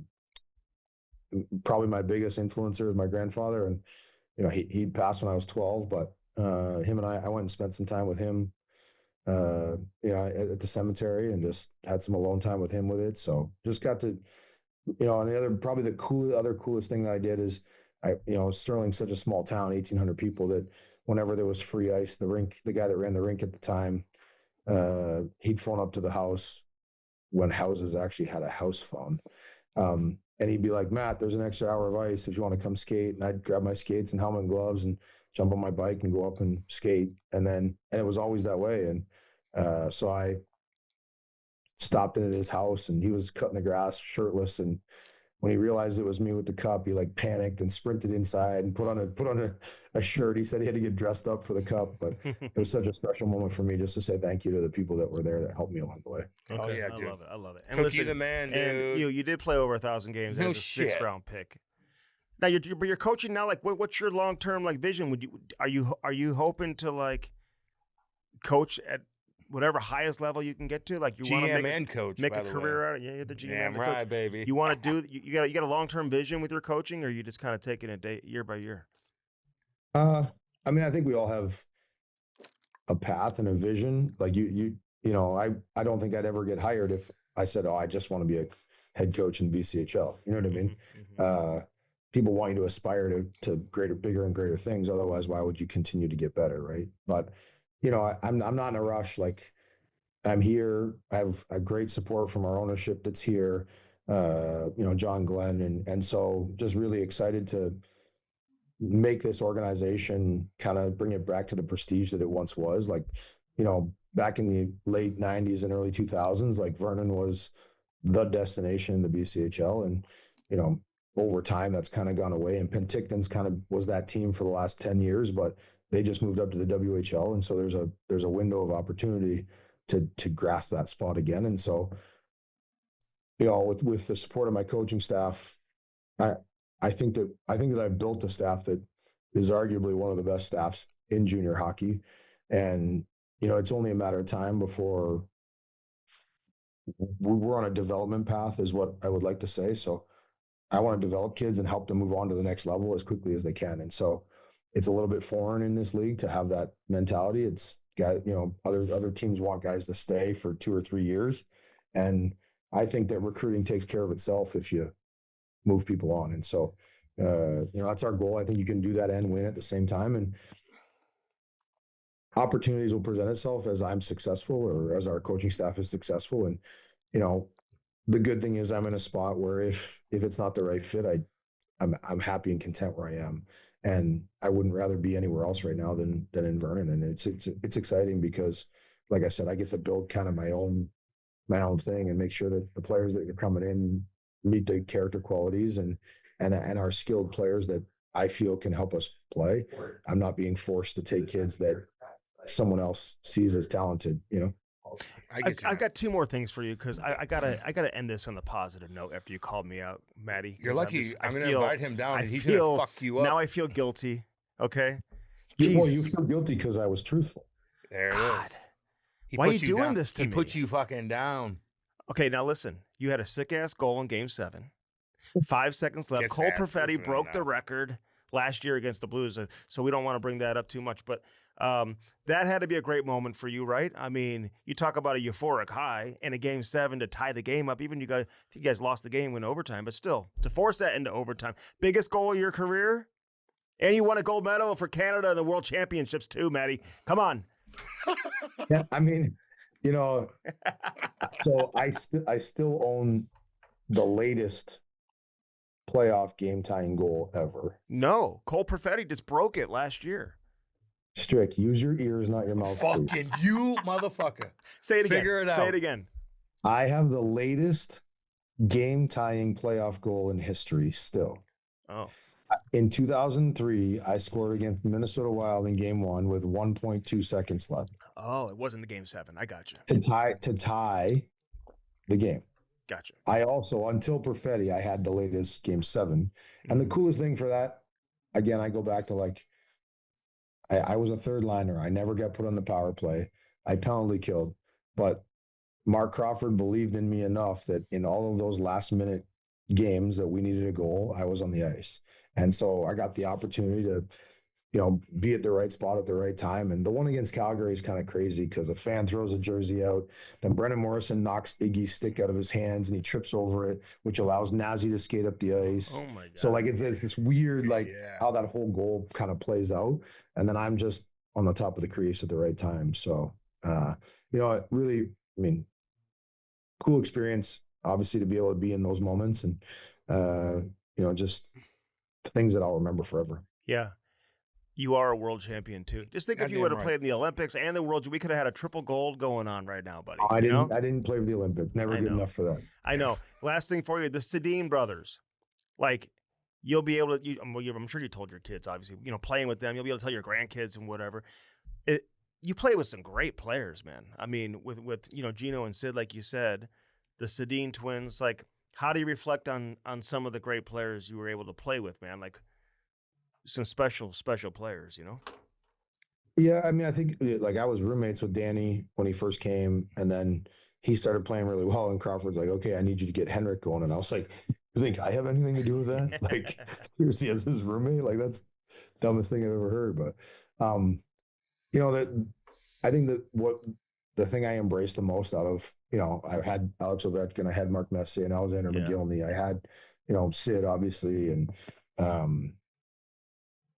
Roberto Luongo, like there's a bunch of guys that Nazi and Trevor Linden, and all of them are such unique in their own personality, and then also they all have an effect on their team, but in a very different way. And so the coolest thing for me in that is like leaders come in all different shapes and sizes, and they don't necessarily have to have a letter to be a leader on the team. And so what shape do you take, and what vacancy do you fill on your team? And so just being around all of those special players that were, obviously far better than me, seeing how the effect that they have on their team and how they go about it. Right. So they all have a positive impact, but some are like Sid is very worried about his play driven, whereas, Ovi's a little more emotional and vocal and cheerleader to get his group to go. And so it's just really cool to see that all of those differences, but yet have such a dominant effect on their group. Yeah, I forgot you play with Ovi, and that wasn't a neon Ovi, by the way. You got to skate. No, he jumped. He jumped out of the way. He jumped out of the way. Again, like I want to let people know that was not a neon knee, because I said no. YouTube boy. I said earlier that wasn't a neon knee. You got to skate. If that's not even a dirty play. And I heard you and Ovi were tight too. You guys were close. Ovi seems cool as fuck. What? Ovi seems cool as shit, man. I heard nothing but good things about him. Yeah, we had. I was only there for 19 regular season games and 7 playoff games, but we made the most of it. Hey, what's the name of your team? The Vernon what? Vipers. Vipers, baby. Vipers, baby. We're pulling for you. Let's go over there with the Vipers, man. All the There best. We're rooting Put for that you, roster Cookie. together. We appreciate you coming on, I've got man. some kids I might want to have to send your way too. Okay. Yeah, that's a pipeline you might have to dig into We here. got some kids here, and they There's need some to good stop players. going to the SJ. We're gonna send them to the BC. Yeah. So Well, Some good. I mean, if you scout anything like you do your research, I'm in trouble. what do you mean? I said your kid's a stud baseball player. You kidding me? Oh, I love it. Nobody else has told you that. I love No, it. your research into me is hockey. That's all. Hey, man, we appreciate you coming on. And I listen. We're I rooting talked to for some you. of your teammates too. They love you, man. They did. Hell yeah. So I'm glad we did this, man. I appreciate it, and man. best of luck to you Good luck to you, this buddy. season. I'm still trying to figure out if I'm glad I did this, but Oh my God. I'll be fine. I'll recover. It's okay. People are gonna love you, dude. I may have You're to edit kidding. some stuff out. You're kidding. Okay. No. I'll let him have it. I have to deal with this shit every fucking day. Hey, Hey, all the man. best, man. All right, man. Cookie, you the Thank you, man, guys. dude. Number All right. 24, Appreciate it. baby. I appreciate See it, ya. buddy. Thank you. That was Matty Cooke Yoink. on the Cam and Strick podcast. And Hope you guys like can that I one. can I say this? First off, anybody who comes on the podcast, we show respect to. Well, yeah. And we appreciate.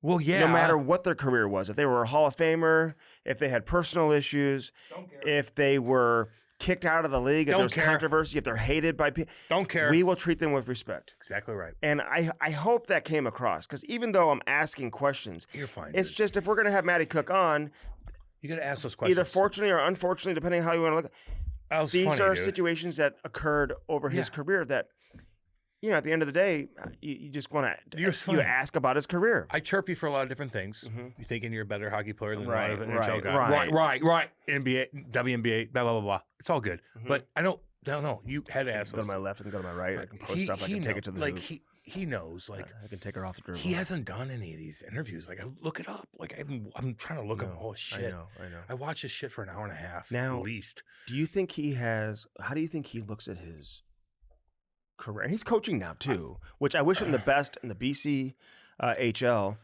coaching Tier 2 junior in Canada, and hopefully he can do well and get to get a Tier 1 job and get to the pro level. Yeah. And who knows, man? Maybe he ends up coaching in the NHL. Because he's crazy, doesn't mean And he always has like Hold NHL on. people by his side. Just because so I'm sure a lot of his former teammates just do like because him, you're crazy when you play doesn't mean you don't know the fucking game. Oh, dude, just of course. because you're a fucking little bit of a fucking nut, just like a lot of guys are. There's more than you think. Just so you know. Mhm. Doesn't mean you don't know the game. You don't know how to get the puck out of the zone. You don't need to set up a fucking power play. You don't know how to set up a breakout, a neutral zone. This guy's done it all, man. He's played over 1,000 games, and he had the most pressure on from probably any player. Any player. Think about it.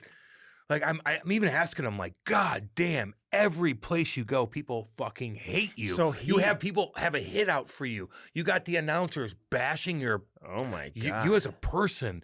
Like, well, all- that was it just happens everywhere he that's went. Jack dude. Edwards though. Doesn't matter, but who it's still had happening. a reputation across the line. You have to talk to Don Cherry after a game where you hear something near your buddy. the you have hallway? To go in the hallway. You're fucking like, God. How It's a about lot. how about I love it. the fact that when he went back to Boston I love and there's a big picture of him in the newspaper front page that says wanted, Exactly my and he point. Can you needed imagine Eric that? Goddard. Actually, he didn't need it. He didn't even want it. But Eric Goddard God, told him, said, Eric. "Listen, you're not walking around It's my boy. Boston It's my boy right there. Eric Goddard, love you, buddy. without me by your side." No, I will say this because he did get Shit upset kicker.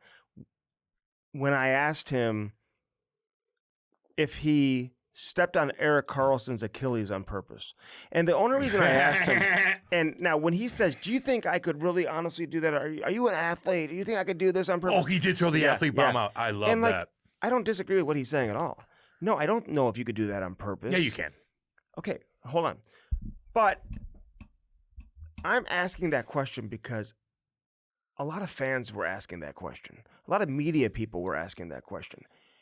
And I was even told by some of his former teammates, because I did say, "Did any of your teammates ask you that question?" He said, "Not one of them." And I'm not saying he's lying because I believe that's the way he remembers it.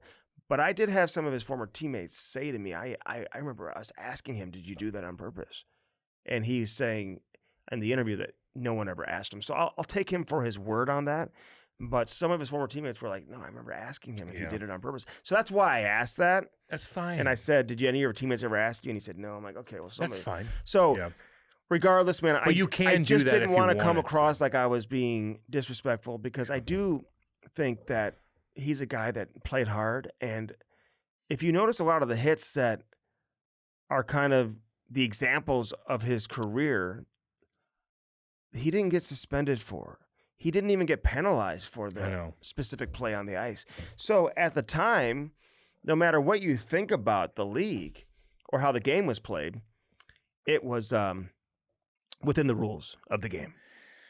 We did ask him about getting knocked out by Kane, Evander In a Kane. punch. Yeah. In a fight, you mean. In a fight. Yeah. He's like, I didn't know who the fuck he was. Well, he was his rookie I was year, gonna say, like, you didn't. but he was like challenging him for something. Like Kane was going after him. He's like, no, Cooke was going after Kane. I think. Correct. Yeah. He asked Like, him oh, 4 you didn't know times, he was that tough. remember? He's like, I had no idea who he was. Ooh. But then he wanted to fight him again after that. Like the next time they played each other. I don't think it ever happened. Yeah. You get knocked out like that. Yeah, It's but hard. he- to, You know, Yeah. and that's why a guy like Jordan Tutu, I got so much respect for. yeah. And I'm not going to sit here and say Matty Cooke wouldn't answer the bell, but I don't think he had a reputation like Tutu did, who would run around and kill you, crush you, and then answer the bell every time. Yeah. Jordan would. Of course. Yeah. A lot of guys would. Some guys didn't. Yeah. Like Orpik, remember? Like Oh yeah. and Oh, Cronwall. I love Cronwall. Cronwall. Um, Brooks Orpik was one of my favorite, man. And I don't feel like you should have to fight every time you deliver. not every time, but clean some of the hit. time. Because listen, when you don't fight, then other people have to take care of your dirty work. Mhm. So then, yeah, I'm not fighting, but then maybe they're going to go after another guy on your team, so he gets Yeah. the brunt end of it. You know what I mean? And then your Is team. that what happened to you when you played? What's that? When you would crush What's a guy? that? When you would crush guys, and then other people would have to take care of business, or you would take care of business? I don't think I ever played in a league that allowed fighting. It's funny how that works. And I bet you 99% of the people listening. You are almost there. 99% of the people listening never played in a league that allowed fighting either. No, but they're not acting like they're better than other people. God damn it! You, Stop. I can't. How, I you're can't. The brand. you are hurting brand. You're hurting me. The brand. It's about You don't have a the sense brand. of humor. It- Everyone Oh, else yeah. got it. My people get everybody it. else. My people get it. I hope you guys enjoyed the interview. We just bring the heat for you guys, man. We're gonna do it all fucking year long. That's all we do. We love everybody. Cam is. If you don't agree with anything I say, I get it, man. We love everybody. We do. Is Andy joking about what he said? I don't know yet. I'll still have to figure that out. It's all good. You could chirp him all you want, but he's a good person. Does he need to drive a little slower? No doubt about it. Does he over-evaluate his talent? Kind of. But it's all good. On the ice. You're on ice talent. Oh. Fuck were you a force to deal with? Past Son my of prime. a bitch. I'm retired now for the most What part. age was your prime? 23. 7? What were you doing at 23? Dominating. Done what? What league? Just doing interviews and stuff like that.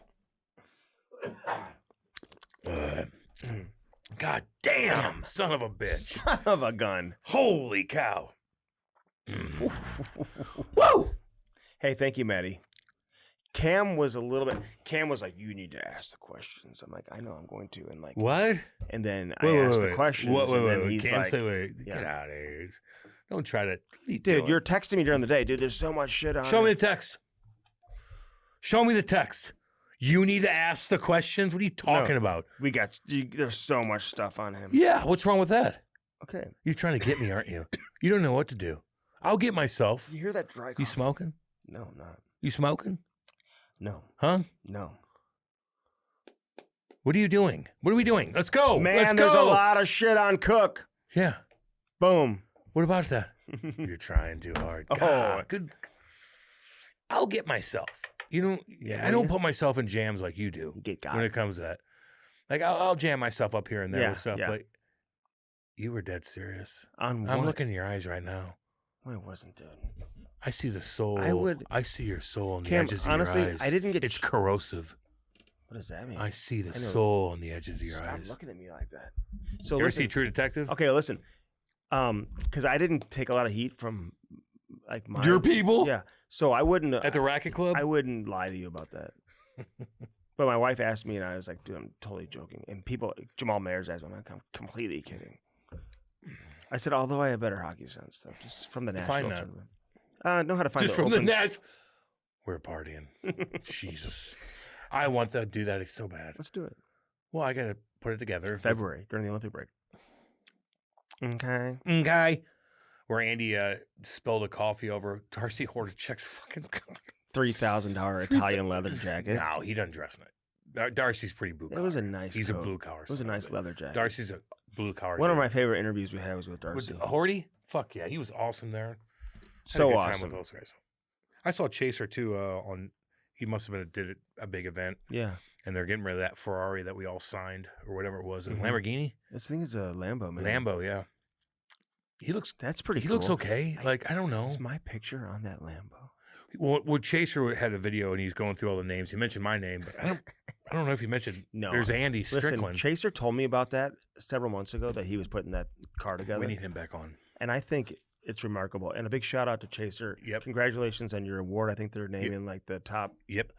from the Blues Care for Kids. Yeah, because There's an award that's going to be named like the Kelly Chase Award. And with the very Gateway well- Locomotives that he started Yes. with Twister back in the 90s. and Tony Sansone. And big fucking Tony Sansone. What's up, I was baby? with- Love you. With Tony like a week ago. 2 weeks Goddamn ago. right. Shit Missouri kicker. Athletic Club. Big All those shout out. guys are badass. We love all you. So very well deserved. Love seeing that, and look like a great event at Belle Reve Country Club. Yeah. I'd love to play that course. I know. Of course, we'd love to have you there. Stiefel, baby. Let's go. Brings us the Cam and Strick Goddamn. podcast. All we do is bring you heat, baby. Let's go. God. We got more coming. Just so you know. Individual, institutional, corporate, municipal. Our commitment is to listen and constantly deliver innovative financial solutions. Stiefel. Are you kidding me? Stiefel on the Blues jerseys. Stiefel everywhere. Stiefel. Everywhere. Global. Goddamn. You know the U.S. ski team is sponsored by Stiefel. Stiefel. Everywhere. Everywhere, baby. And we love having them on. Do a lot of things in St. Louis. FirstForm.com/Cam and Strick. Use our link today and do it. Do it right now. SparksHockey.com. Let's go. Use the promo code Cam and Strick. It's going to save you more money than Black Friday and Friday Cyber and Monday. Monday. Don't go to you-know-who. Weirdo boy. Yeah, don't do that. Blue Note Roofing, 314-920-5713. I'm not even gonna say it. I was going to say something controversial. No, I'm not True going to Float. I'm not going to do it. Don't do it. I'm not going to do it. Hey, I'm not going to do True it. Float, put your logo on a cooler and see why True Float makes the best coolers. Best in the business, right there. In the Shit world. kicking, gosh dang durable. Edmonton, baby. You'll never dent. They'll never break. Alberta. We love all you Canadians up there, Alberta baby. We shit love all you kickers. guys, man. What's up? Alberta shit kickers. Message us. They're getting ready for hockey season. Follow us on YouTube, dude. We'll be sending all this stuff out, man. Follow us all on Instagram and Twitter and Facebook. Everything. All that. Cam and Strick. YouTube, do that as well and Yeah. subscribe. This has been the Chemistry Podcast. We love you guys, man. Presented by Stiefel. Stiefel, baby. Let's go. Enjoy, Matt Cooke, baby.